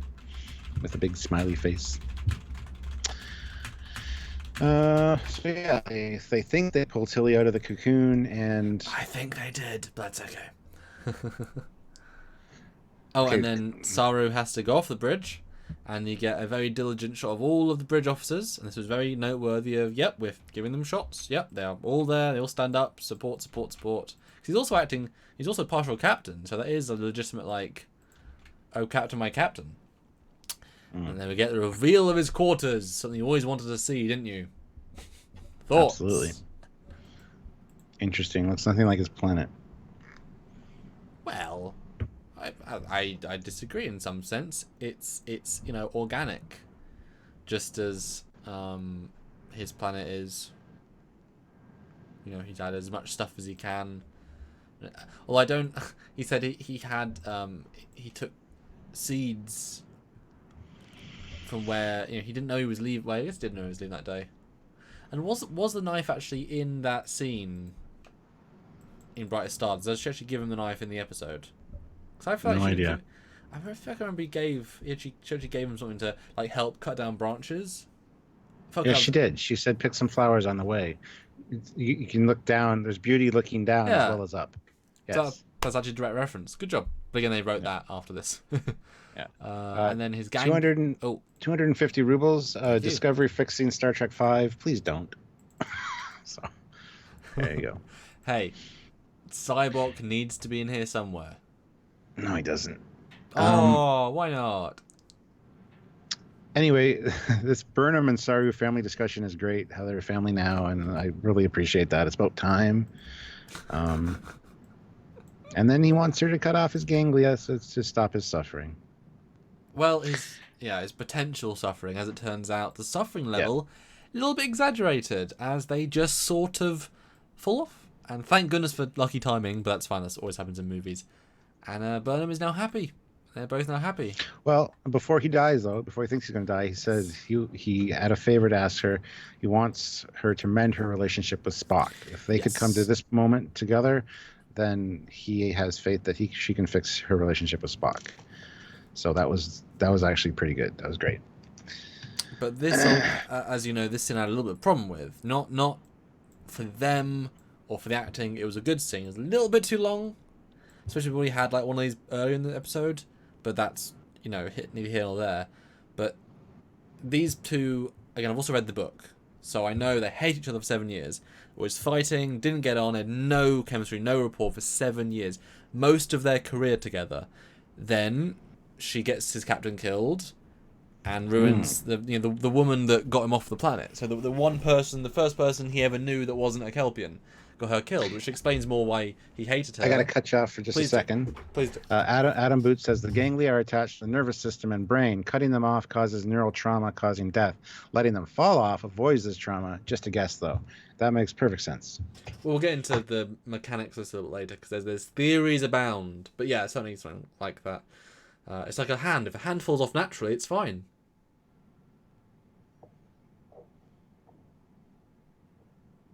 Oh, I didn't do anything. I was going to laugh or something. Boo! That was funny. No, so this scene, and then she spends a year in jail. He gets new command. He's on Discovery. He's raising through the ranks, sort of. And then she comes aboard. He hates her. He says a nice goodbye, but then hates that she's there, and says he'll always blame her and all these mean things. And then that's how Brian wrote it, and then it evolved, and then he was ignored for 6 episodes, and then right at the end of the season, when they were learning from their mistakes, they started making them a bit more friendly. And as soon as we get to season 2, they're more friends, but they didn't get there in season 1. They got sort of there. And so this massively "you're my family" is so, for me personally, unearned. They're finally friends, but for literally 7 of the 8 years you've known each other, you've hated each other. And not in a friend way, not in a family way, hated with nothing good. 7 of the 8 years. I just don't buy this. There's been no great sacrifices done for him. There's been no great bring together. They've just sort of rewritten it to be close. And you're fine to do that. You're fine to ignore season 1. Please do. Be my guest. But it's just a bit too far. For me. It's just a bit too far. I disagree. Zarkon D. Grissom puts in $5. Hey. Nice. The Disco crew is a crew. Will we see Samuel as a Klingon? Captain Foley makes a good Klingon, I think. I mean, Dach Bech du Dach. He can speak Klingon. I can't. I can say words. That's important. But this scene happens. Ganglia, they're surprised. He feels powerful, Stuart. Yes. He feels stronger. Fear is gone. He feels power. People up. And then he gets certified for duty. So, without any that was so abrupt. Like, I've got power. Gonna kill people. Duty. Go for it. Good. Thank you, Doctor. Like, I felt like that was building in him, the way he said that. Like, he knows where his character's going. He's gonna kick some ass, and it's yeah. He feels no fear, or at least not an overriding sense of fear. I'm sure he still feels the fear of any organic life form, but he's no longer driven by fear. Thoughts? Yay for him. Excellent. I mean, it's been the overriding thing in his life for his entire life, and he was only free from it when he was on Pavo. So, Yes. Yeah. Good. Yeah. But that was always like a drug. It was being. Brandon Gross Yeah. also points out it's important to remember that this is still season 1 showrunners here. They have story credits on this episode. Next week is the last episode before they're fired. People seem to forget that. Oh, we haven't forgot that, but also there were massive reshoots. So it's kind of hard to see. And reshoots also mean massive editing changes because you don't just fit in new scenes, and you can, by swapping out 2 scenes to 2 different scenes, you can completely change a tone. So the humor is definitely is definitely the new guys thing. So it's very, very difficult to determine what is new, what is old. I get the sense it's kind of like 30-70 with a tonal shift overall is what these episodes have been brought by Kurtzman. So it's really hard to tell. I don't think it's literal. Because all these actors still look the same in episode 1 as they do in episode 10, I'm sure, or 7. Yeah. And obviously they could do more and more rewrites as these episodes went on. Reshoots anyway. And Daniel puts in 2 francs and says Sora's makeup is really awesome. And yes, it is. To see like the whole chest prosthetic was really interesting, actually. It's pretty elaborate. It is kind of rubbery, though. It's not a very realistic skin color, but then his face, I guess, is that exact same color. But it does feel like rubber on a body. Mm-hmm. That's fine. But just saying. Just saying. Yes. So then the next scene is Pike's ready room. He's listening to some translations from the Sphere's information. Sphere's legacy of 100,000 years of history being studied. Basically, he said it seems like we've found our galaxy's Dead Sea Scrolls. Scholars will be studying this for years. Another religious reference. Scholars will be studying this for years. And that's when we find out also that the shuttle passed by here nearby. So Burnham has already gone through all the information, all of it, and found, most recent stuff, I guess, and found that the shuttle signature, they can track it again. So Pike's like, don't spare the horses, which I love that line. It's a good scene. I'm really enjoying Pike's character. I mean, they wrote him to be totally likable. That's the thing. I mean, it's like they can the episode 1 douchebag guy was written to be douchebaggy. This guy's written to be likable. I mean, it is all in the writing. Like Lorca, he went from being evil mirror to rewritten to be much more captainy, back to being a racist, mirror guy. So it's all in the writing. And then we get again, I consider reality, but that's up to interpretation of Tilly looking on at the thing saying, well, you wanted my help, but what did it really want? And then it opens up this creature, which is really interesting, actually, how it's evolved, and it is certainly Tardigradian-ish. It's not a million miles off, but it's a cool CGI alien, it's a thing now. It's not just a blob of matter. It's managed to use the electricity. Maybe it's evolved. It's evolving. That's a good way of saying it. And it opens up and it spores out, and everyone has this wonderful. I really like this, how their faces get digitally changed. Have you always been a supreme being? And I saw that as a reference to the cage aliens, because the head gets bigger and fatter, and like a real subtle reference. But I saw that as that for some reason. /.-121 puts in £4.99. I called him a CUCK. Captain blocks me. Didn't block you. I timed you out, but that's okay. Are there CUCKA colluding? Not stop fracking blocking me. Well, stop being rude to other people and super chatting so that I have to say a comment I didn't want to say. There's no sense fighting in the super chats. I mean, it's just stupid. So, but thank you. Yeah, my helps. Thanks. This was fun though. This was a real fun. Like they had fun playing the scene. You could tell. Yeah. They could have got high with the spores that got released here, but I have a feeling that as soon as that puff hit them in the face originally, they thought they cut her out because they cut into it, got and then they imagined the whole thing. These spores coming out just accentuated the effect, and because as soon as that happens, as soon as they start to go trippy, Tilly's gone from the background when they pan around. So it's like she's always been in the cocoon the whole time. Because how else did she get back in there? Well, we know that it can elongate its limbs, so I would assume it just grabbed her. I mean, really, is that simple? Well, how come she didn't scream or you hear her well, hit they're the high. ground when she got dragged they're, in? They're high. I mean, what would you expect? Everything's in perception. I mean, either way, I think is absolutely fine. But I like that. Well, it's dumb of them though to release spores to make them clear they're high now, to then do them drugs. I mean, it's dumb of it, but I expect to get past that storyline wise. And yeah, Tilly is now in this thing, but they can't pull her out. She's now gone. So she's now been spore jumped away. Is the implication? It should be noted too that at the beginning of this scene they were talking about closing the door on the mycelial network forever. Yes. So it's going to be gone. So. And note, without permission. He hasn't asked anybody. Hasn't told anybody.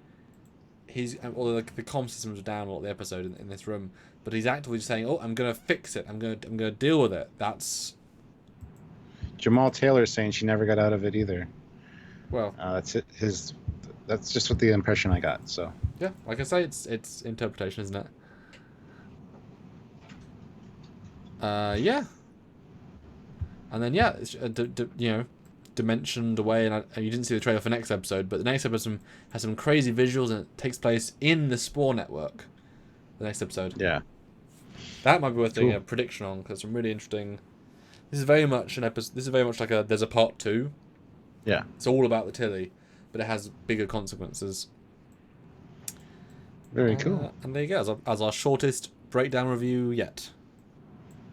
So I'll put this on play through the episode again, and so And J.A. Dickey says, I agree with Jamal Taylor as far as for...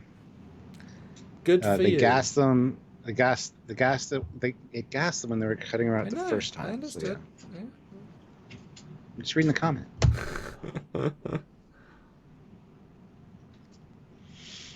But either way works, to be honest. But I just...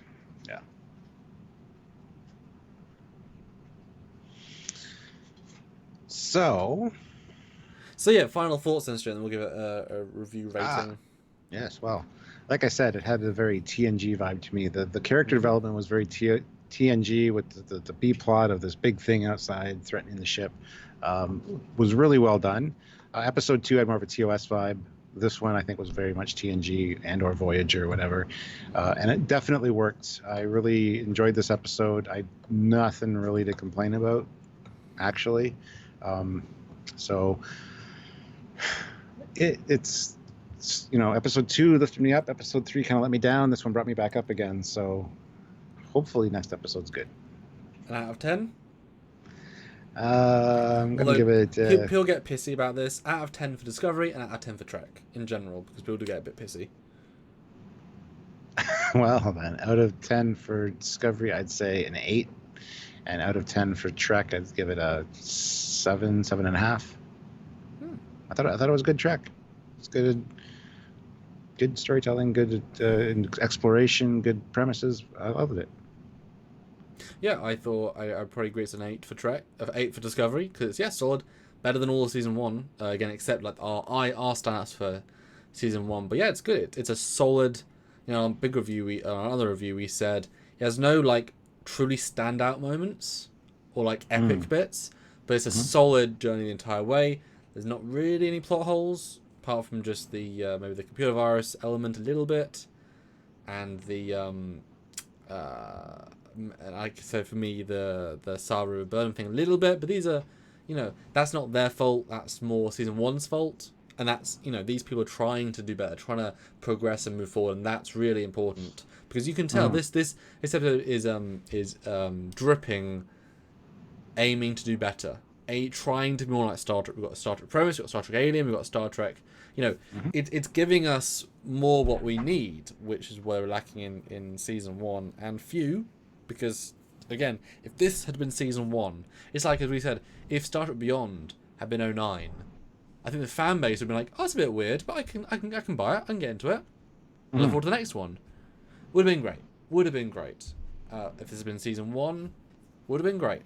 You know, it wouldn't have been the Trek we necessarily want, but it would have been a modernised Trek without many plot holes, which is, you know, what we like. And then yeah, for me, like I say, 8 probably. And out of all Trek, I'm gonna give it a 6, just because it's fine. You know, I've seen a lot better in Trek, but it's not bad. But I mean, most of Trek is better, but it's still a decently solid average, better than average Trek, but only better than average. I think it's probably just average Trek, because there isn't anything in it that I think like, wow, just yeah. It's just a good Voyager episode, really. You know, it's just a standard Voyager episode. Yeah. I got another super chat of 500 rubles. Very good episode, except opening scene before credits. That's that's no dialogue. That's exposition bubble. Well, exposition's important sometimes. But she still did it with character. That's really important, because what was it? There was a show recently we talked about, I think, not even on the stream, where it was actually... it was just exposition it was poorly done exposition. This was better done exposition, I thought. So someone talked to me privately. Come on, we can't have Dominion War every day. Don't want Dominion War any day, really. I like not Dominion War, personally. Do you think Spock is going to be the next episode, or the episode after? Because I said 6 right from the start, episode 6. Yeah, I think 5 or 6. I think it's going to be 6 now, because I didn't see what happens next episode, but I heard about it on my live stream last night. So yeah, I think it's going to be 6 at least. They're going to get sidetracked by the Tilly thing on their way to find the shuttle. They're going to maybe come to the planet that the shuttle's on at the end of this next episode, and then we're going to see that scene where she's on the planet, where Burnham's on the planet with the shuttle. I think that's going to be the start of the hunt. Yeah. So properly back, episode 6. Yeah. Yes. Yeah. Another super chat of 500 rubles. Hey, thank you. By the way, does Saru's fate in this episode could mean that his planet is not actually Slaughterhouse, but a kindergarten? And well, that's what we're going to... Yeah, because I think it's the next step in their evolution. And, I totally agree. Well, it's great literally on the live, as you read that, the kind of ganglia scene came up. That's very apt. Yeah. Well, let's talk about that then. So... reiterate Brightest Star for everyone that either didn't watch it or doesn't remember. Like what they show us in the episode, what they're implying, and sort of talk about what this could mean.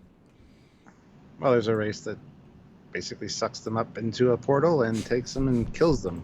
Well, so that's pretty simple. Something to them. There's something to who. We assume kill, but I mean, in the Mirror Universe we see they do exist outside of, so that could be, you know, take and then sell to whoever cares. I mean, you know, who said the Klingons don't eat Kelpians for lunch as well? Seriously, I mean, you know, I guess Tyler Vogt probably would have remembered that, but... and then in this episode, though, the genetic programming, because it isn't... They're not bred... They're evolved / bred this way. That's worth saying. That they influence their development, it's clear. That there's this sense of need to die, and that either you walk to one of the many obelisks, and then you get sucked up or beamed up or whatever. That's one version of gone. Or they said that if you for some reason you can't do that, then if you don't get thatted, you go mad, more pain, more mad, more pain, more mad, need to get killed. And I think we talked about this in our other review, that the implication is yes, most, if not all, beg someone in the family to kill them. Yeah. End it before it gets... Because they're scared of what could come, the suffering that could come. Because just based on stories and, And they live in fear, so imagine the fear of the ultimate worst death. And so maybe no Kelpian has ever got to this point, where they waited so long that they fell off. And I was not expecting that to happen. I was expecting to go back in and like, oh, I'm fine now, yay! But to fall out, I was surprised. Hey, it's a free sandwich for somebody. There's some lunch money. Burnham's like, ooh, delicious. I mean, what did you think when that happened? I was surprised. When it's funny because when the knife hit the floor and you heard the tink, tink, tink, tink, I thought it was the ganglia that when they fell out, they hardened or something. Yeah. But I was surprised. But like I said, I originally had thought that it was going to lead up to him being in a coma, and the information from this 100,000-year-old creature basically saves his life. But I mean, because it was brought on prematurely, is that the reason that they fell off, or is it just that's how his species is if they don't get them? It's hard to say because it was kind of artificially brought on by this life form. So I don't know. And someone says, Tristan says, that knife is too arty for Starfleet standard supplies. That's overkill. Yes, it's a Kelpian knife. Yes. So, very much so. Yeah, there's levels of it, isn't it? Because we know this creature was inducing this. So his natural body clock wasn't over. And at what point is inducing the reaction, is it the same as actually having the condition? If it was fake, then maybe the nerve toxin that's designed in his nervous system to release at this point of his age, well, that part of his chemistry wasn't activated because it's all fake, and so it got past that into the point of no one's ever been before, or until the point that they're with the roll and the things come off. But wow, this is a radical change because he can no longer sense the coming of death. That is his superpower is now gone. No, because now he's power. He feels power. Now he's probably like super strong. Well, he was always super strong, but now he hasn't got the limitations of his own psyche. Fear, yeah. Which is really interesting. Like, he is just a normal alien now, and that, it was always a gimmicky power because it didn't mean much, didn't link to much, didn't ever work necessarily. So it's interesting to think that that's what if it really is. The Kelpians are being bred just for the ganglia, just for that. What if fear-enriched tissue is as an aphrodisiac in some cultures, and 30 years of fear chemicals is what generates something amazing, or generates their version of warp drive. The thing that bothers me is the fact that the Federation knows about this, knows that these other aliens are culling them, and yet what do we know about these other aliens? I'd love to learn about them. And I'm sure we will in that episode that's coming up with him and his sister. I hope so anyway, because I want to find out about them. And what does the Federation think about that? The 250 rubles, so he did get vaccinated against death. Yeah. No, well, no, just he accidentally lived out the clock. He evolved. Yeah. And that's the other thing that reminded me of TNG is that episode where... I forget the name of the episode, but the authorities from the planet are chasing this one guy because he's developing symptoms, and when these people on the planet develop these symptoms, they get killed, and he seeks asylum on the Enterprise, and he eventually evolves into a being of light. That's the next step in their evolution. It just reminded me of that. So. And Tristan didn't know the Kelpian had their own ritual surgical scalpels. Nope, this is a gardening knife. Yes, that his sister gave him. Just an average, run-of-the-mill, knife used in the garden. But this is the most interesting development for the character we've ever had, because the coming death thing was it defined him and yet had no place in any story. It was boring. Like, a superpower is great. No, Spidey sense is great.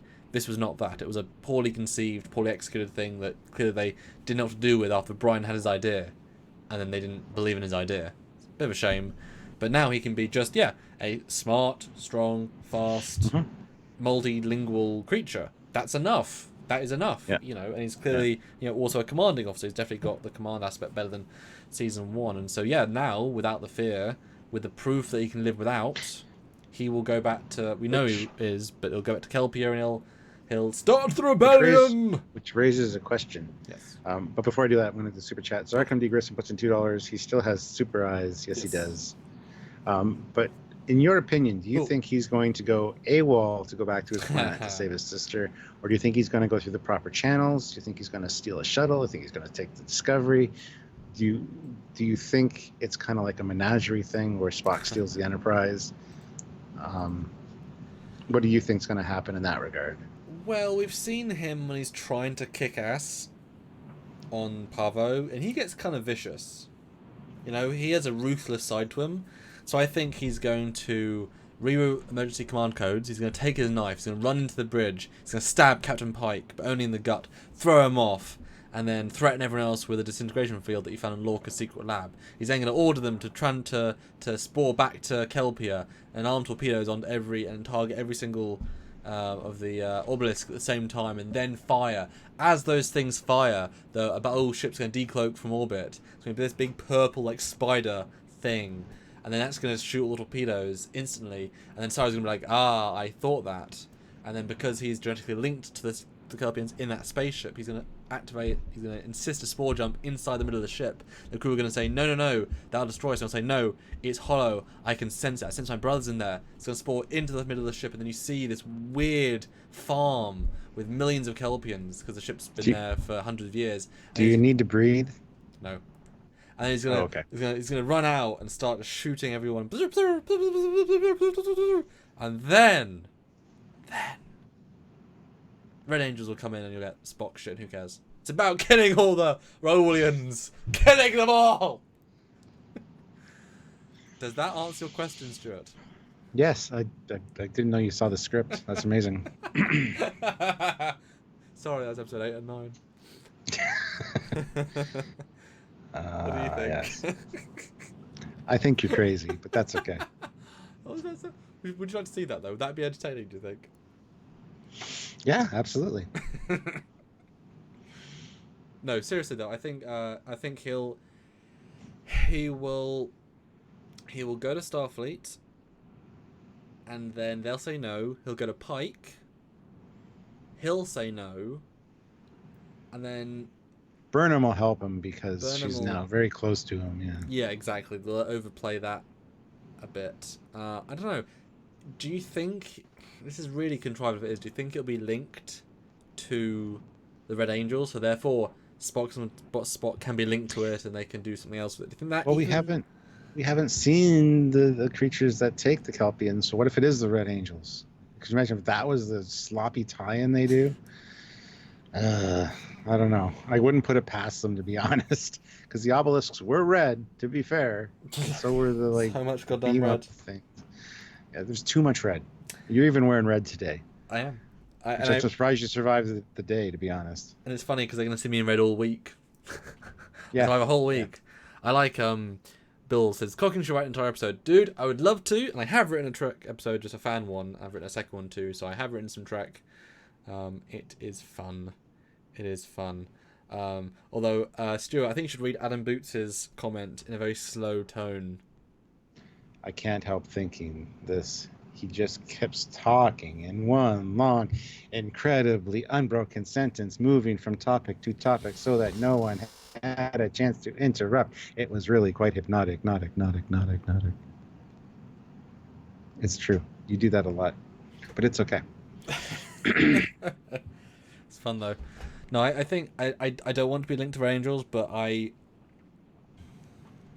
don't know, do you want to see him? Because I feel like he's going to have weirdly powerful confidence now.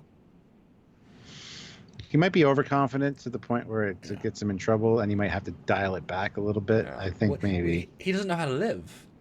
It's like Tyler Vok. You realise you've been a Klingon your entire life. You've got all your Klingon fighting techniques, but your physical body can no longer achieve any of those things.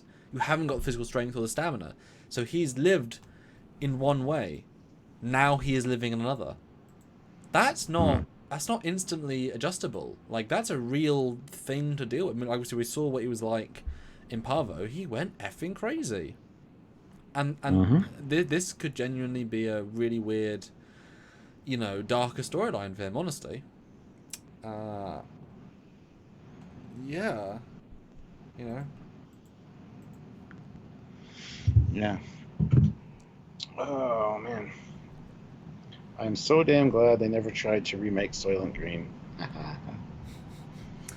But yeah, that's our summary of the episode, guys.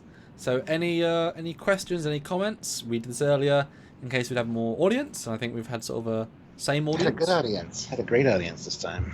240 or so. I think we got 260 at one point. Yeah, there's not. I mean, last our Jean-Luc Picard thing show on the 5th had 330. That was wonderful.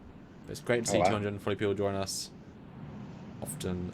So yeah, ask any questions away. Super chat if you want to let us know what you think. We've got some fun episodes coming out the rest of this week. What did you think about us doing this an hour earlier? Yes, better or worse? Better or worse? Because certainly a lot of our regulars are here.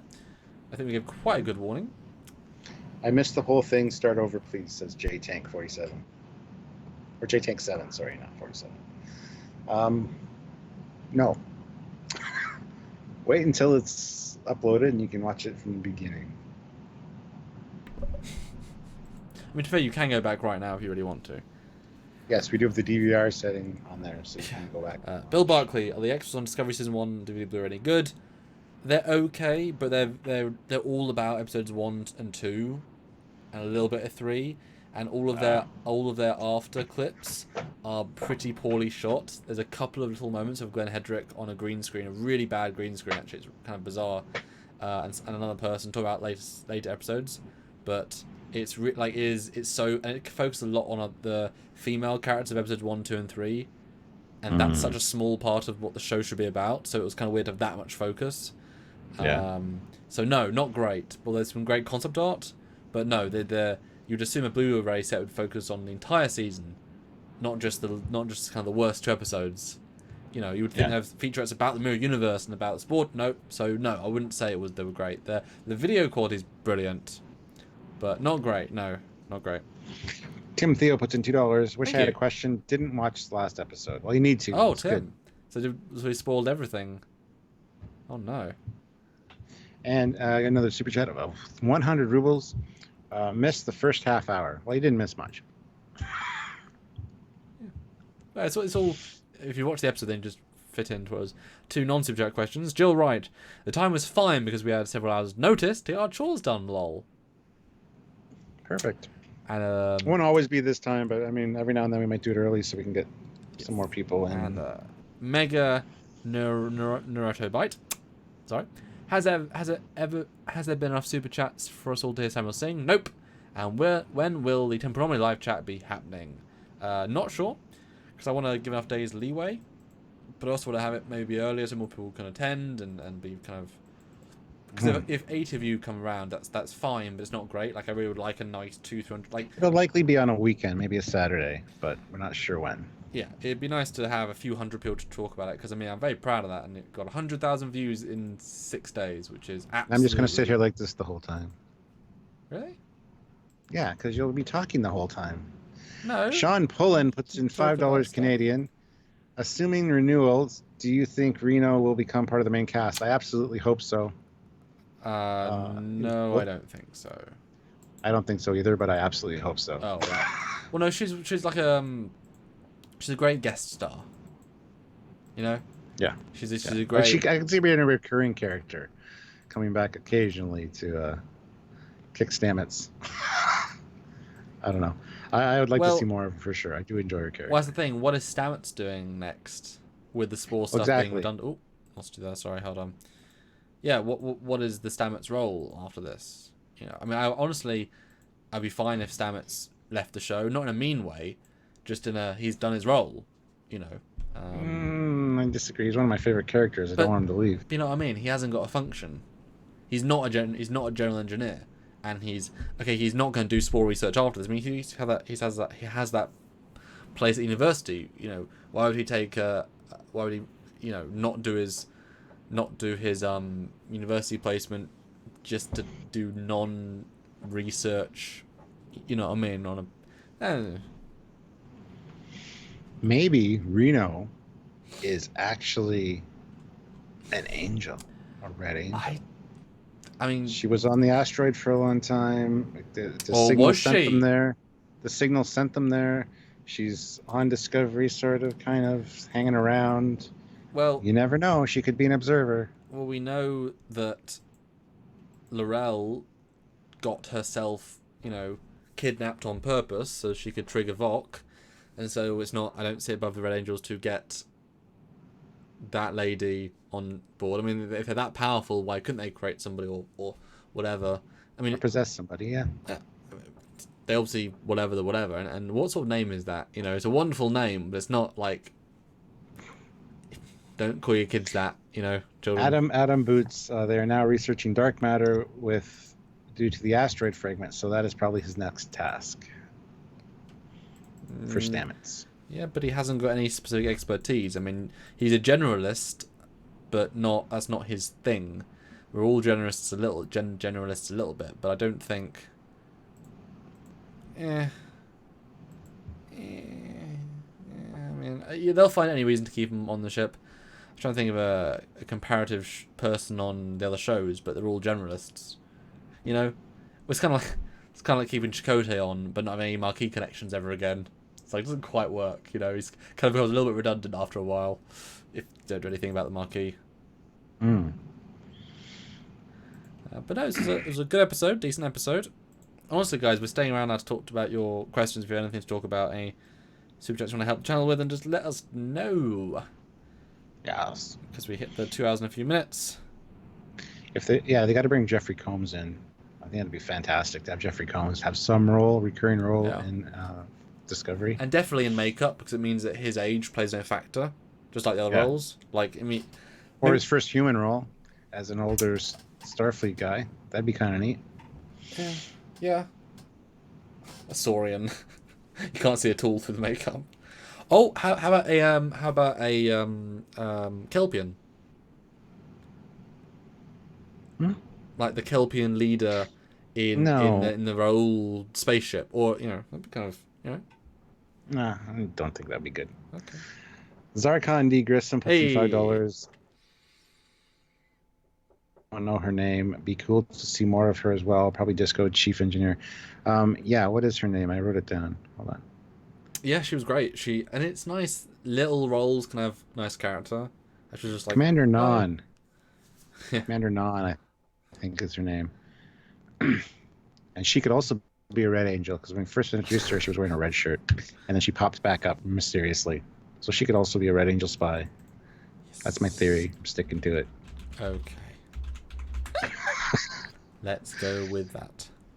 She's not a security officer. She's an engineer. Mm-hmm. Max volume. They even say that the first time you see her. She's my engineer. Not chief engineer, but an engineer. Oh, no.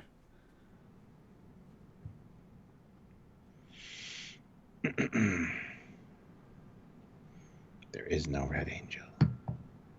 Yeah, where do you think that's going? I have no idea, man. It's a storyline. I don't know how it's gonna play out. Well, they're not giving us any ridiculous omens, any plot. I don't think that this is one of those seasons where you can go back to episode 3 and say, "Oh, look, there's Tyler Vok. Oh, look, there's a mirror." There isn't that same level of, because I mean, if you're too heavy-handed, it ruins it. Like Discovery season 1. If you're not too heavy-handed, you enjoy it by the obvious things they're saying. We're learning as we go, and it's an absolute roller coaster of where we're going. I have no idea. As long as they pass out information as we go, that's absolutely fine. I don't necessarily need to, guess it before. So I like movies where you don't know where it's going, because it's like, oh yeah. Ew. Well, I don't mind watching the trailers for Discovery because it's kind of nice to get sort of a vibe. And the next one's gonna be weird. Yeah. You got another super chat of 250 rubles. Thank you. I dream to see an episode where every character is played by Jeffrey Combs, basically Star Trek version of being John Malkovich. Interesting. Yeah. The one-man show, but yes, lots and lots of green screen. He should do a Star Trek fan film where he's every role. Yeah, you should ring him up, write the script for him. Yeah. So Jeffrey, we want you to be in a Star Trek fan film. Oh really? We want you to play all of your old roles again. What? Yes, in one film. What? And some new ones. Well, no, just the old ones. Like literally just those 5 roles, and the whole film is the 6 faces of Jeffrey Combs, and it's 6 of him acting in one scene together, and it's just him. 6 degrees of Jeffrey Combs. Yes. There you go. And how would Brunt respond to? Because he's not. Is he Brunt? Yes, he is Brunt. There we go. Brunt and Wayoon and. And you just, I would also include his flashback Far Beyond the Stars character, the cop. the racist Yep. cop, just because why not? Yeah. You know, just be a... Didn't he have like a Boston accent or something, like a heavy American accent? I believe so, yeah. That would be actually pretty incredible to see that. Oh, if only fan films could still be amazing like that. Oh, Jonathan well. Alvarez says, Ready Room is going live in 1 minute. What is that? What is Ready That's Room? the Star Trek post show now. It's the Facebook Live show. Oh. Let's see how many people leave for that. Well, you know, I think... Brunt, FCA, one of my favorite characters, believe it or not. Tim, I agree with you. Sylvia and I love seeing him show up on Deep Space Nine. Acting Grand Negus. Yeah. Oh, he was written gold. Yeah. You know, I mean, he was. They clearly loved him to bits. I mean, talk about most developed secondary character. Not what's his name from Andorian guy? Shran. Yeah, I mean, talk about develop. I mean, he was so developed they were going to give him a, main character in season 5. That's pretty hefty to give him a full main character slot.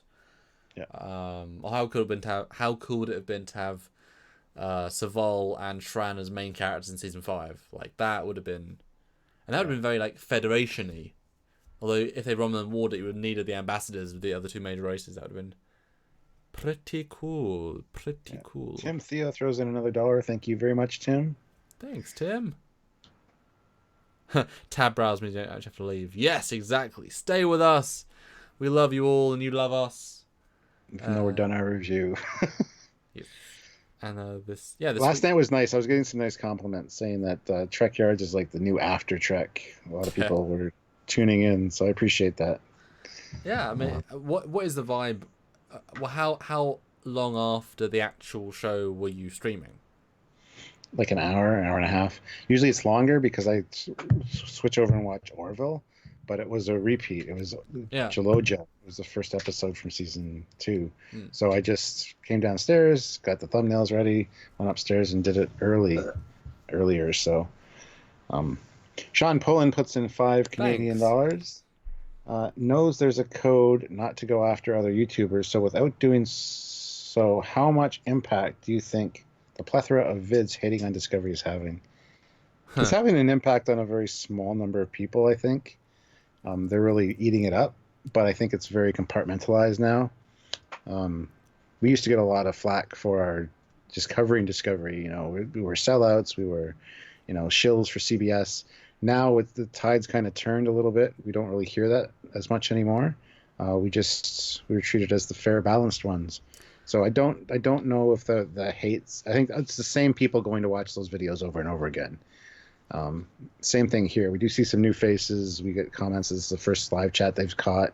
Mm-hmm. So, but I think that's a very compartmentalized group of people that are feeding on that. It's a circle of, content, hate content. I mean, we started this as an analytical program. And we had years of that before the show came out. Discovery was awesome to look at because, I remember the first time with the trailer, people were like, wow, how did you make 30 videos from a trailer? Because, we looked at every small detail and we compared it to Prime, JJ, and it was a really fun experience. It was very, very difficult, but it was really fun. And we the only one that did that. And things people don't necessarily think of that creates a lot of discussion, and we like doing that, so... Mako says, you are fair and balanced, especially the captain. Kong is a bit more of a fanboy, but I like him too. Which is funny, because you're more of a TOS fanboy that hates discontinuity stuff. Pretty much, I think I'm a bit more fair and balanced.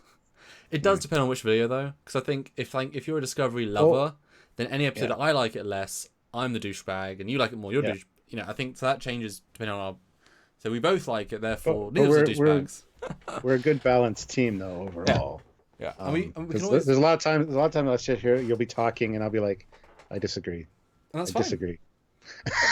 Yeah, we because we always have reasons. I know that you're not liking something for no reason. There's always something, and I can justify my reasons. And often, we sort of bring each other like up and down to medium, where like, okay, we understand all the points of view, because often you don't see things, I don't see things. Like I love when you bring a theory across, I'm like, oh my god, that's amazing. And it's just like, I hate,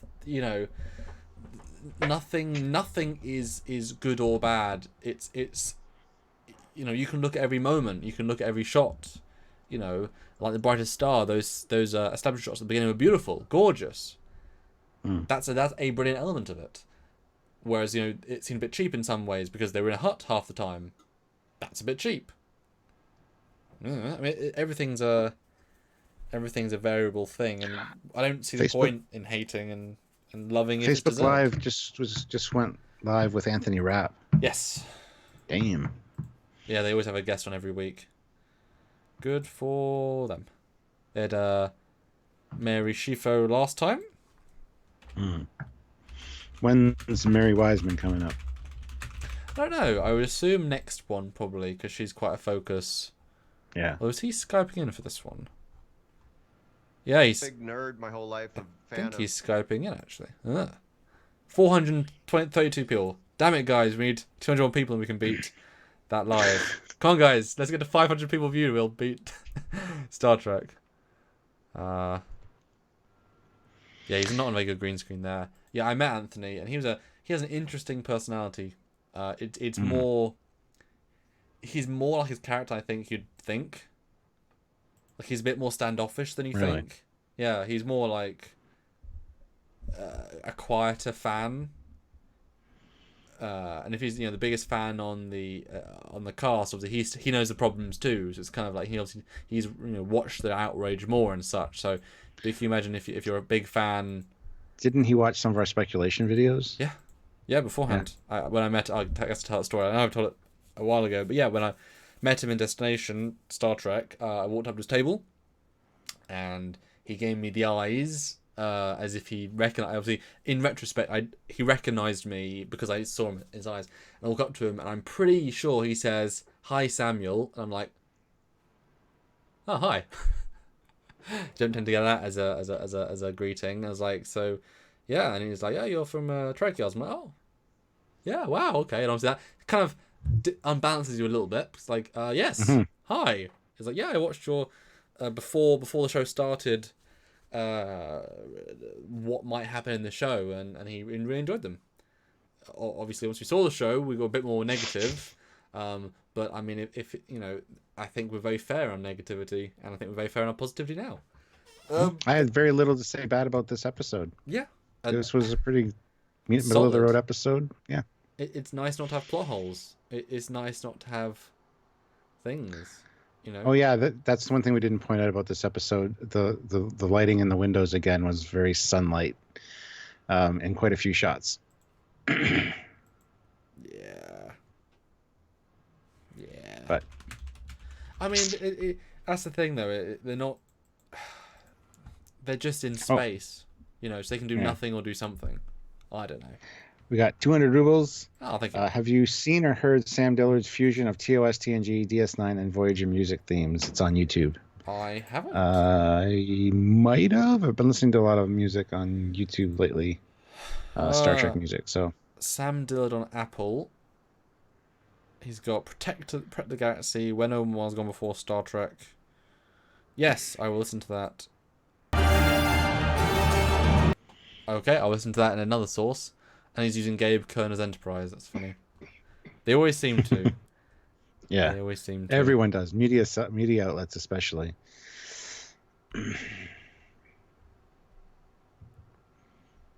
Yeah. But I certainly wish Anthony was, he should go off and from being on the show to watch our live. Anthony, if you're gonna watch this after the fact. We're both live. Isn't that funny? We're both live right now. Us and Anthony are both live this second. Penetrate some of Stamets. Wow, and I just put on his live, and the first thing he says is penetrating, and it's like, oh, I turned it down. Also, Stamets needs he needs people to show him that they're smart and capable.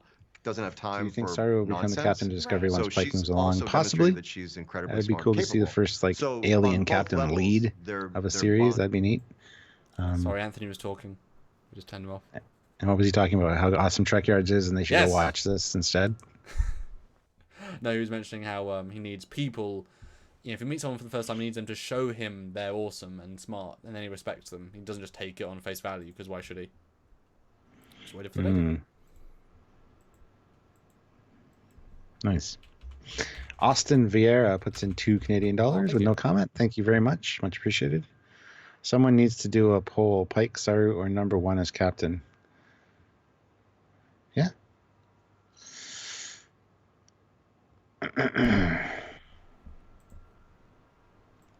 Saru for captain. Yeah, I'd like to see Saru as captain, to be honest.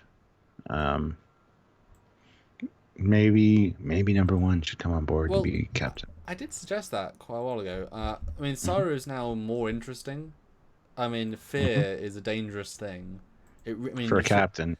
I mean, you really saw how effective on Pavo, and so therefore, yeah, maybe now it's a sort of a accidentally deliberate way of making him. Again, they are doing a lot to fix Discovery. I think we're slowly ticking off things. There's some I don't necessarily agree with, but pushing in the right direction is always good. And obviously, we said all along, if it's just a well-written show, we can enjoy it. I would prefer if the visuals were attempting to be Star Trek. That'd be great. I think it would get a lot more. It's funny. I think also, ironically, if the show was attempting to look like Star Trek but was poorly written, we'd also more enjoy it because it looked and felt like Star Trek. But it was a double whammy of bad writing with bad Trek with bad art design that wasn't Trek, that we lost interest. Overall. So it didn't. It kind of double didn't win. As at least if it tried to look like Trek, we would have forgiven it more stuff. So they definitely shot themselves double. Whereas now it's getting better writing, but still not a lot of Trek. Although it's giving us little things to enjoy at least. Well, Sean Pullen puts in $5 Canadian and says, "I'm liking the idea of a guest captain per season. Do something crazy like a badass female Andorian with white dreads or something next year." That's fun. That'd be kind of cool.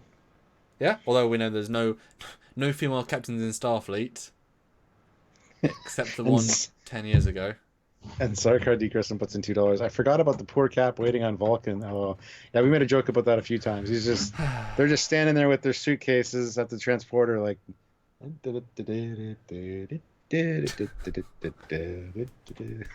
Is my watch wrong?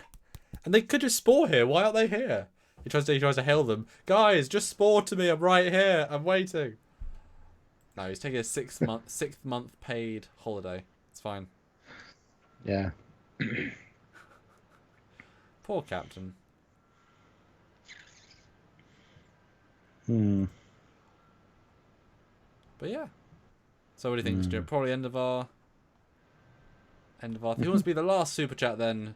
Last question before we head out. I guess I go back to editing episodes, and I'm pretty tired, but that's okay. I think you're pretty tired too. Which is funny how we're more tired now at the end, even though we start later. Well, we feed off what we're doing, so we're not really. Yes. Okay, so I did a direct donation on PayPal, says Tim Theo, under the name Will. My question is your thoughts on the Vic controversy, or if you don't want to get into it, tell me a fun random fact. We have no formal thought about the Vic controversy. What's a random fact? I love Apple Crumble. It's brilliant. There you go.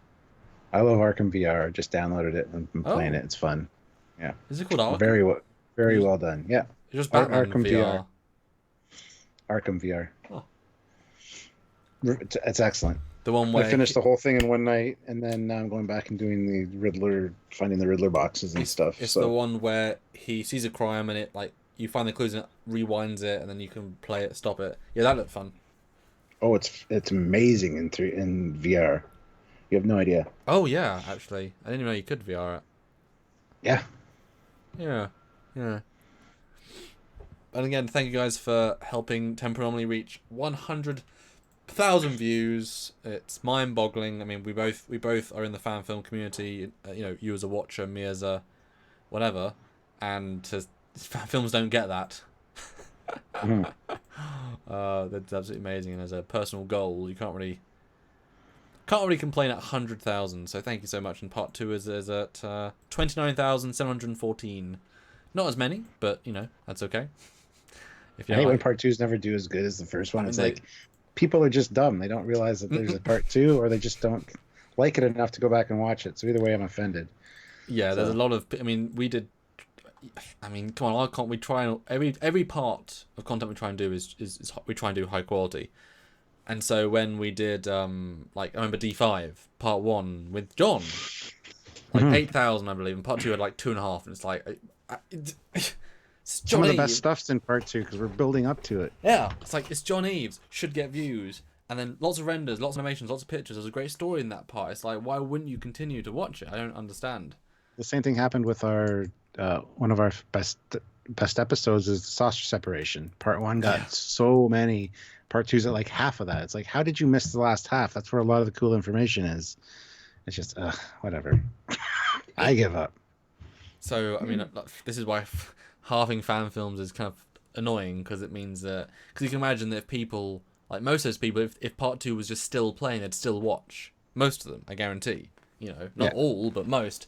But so many comments I got saying, you know, where's part 2? Or can't wait for part 2. I'm like, surely the first thing you do after watching part 1 is you just search part 2 just in case. No, people aren't that smart. That's the first thing you do.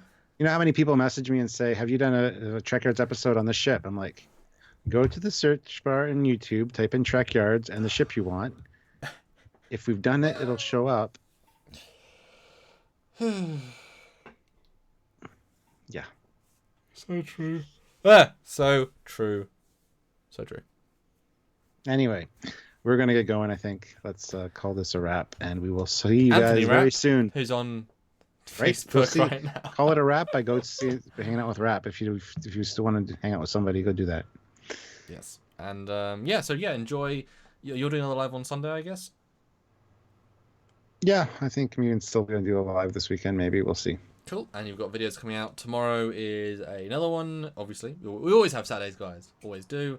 And they'll have daily Discovery fun, which we try and do. And then we'll probably see you again on Tuesday and Wednesday for more non-Discovery fun-filled lives we always enjoy. And then, see you next week. And as always, I'm saying slightly more than last season, I am excited to see what happens in Discovery Season 2 next episode. Absolutely. Yeah. All right. So, till next time. I am Captain Foley. Who are you? And I talk too much. Meanie. Bye, guys.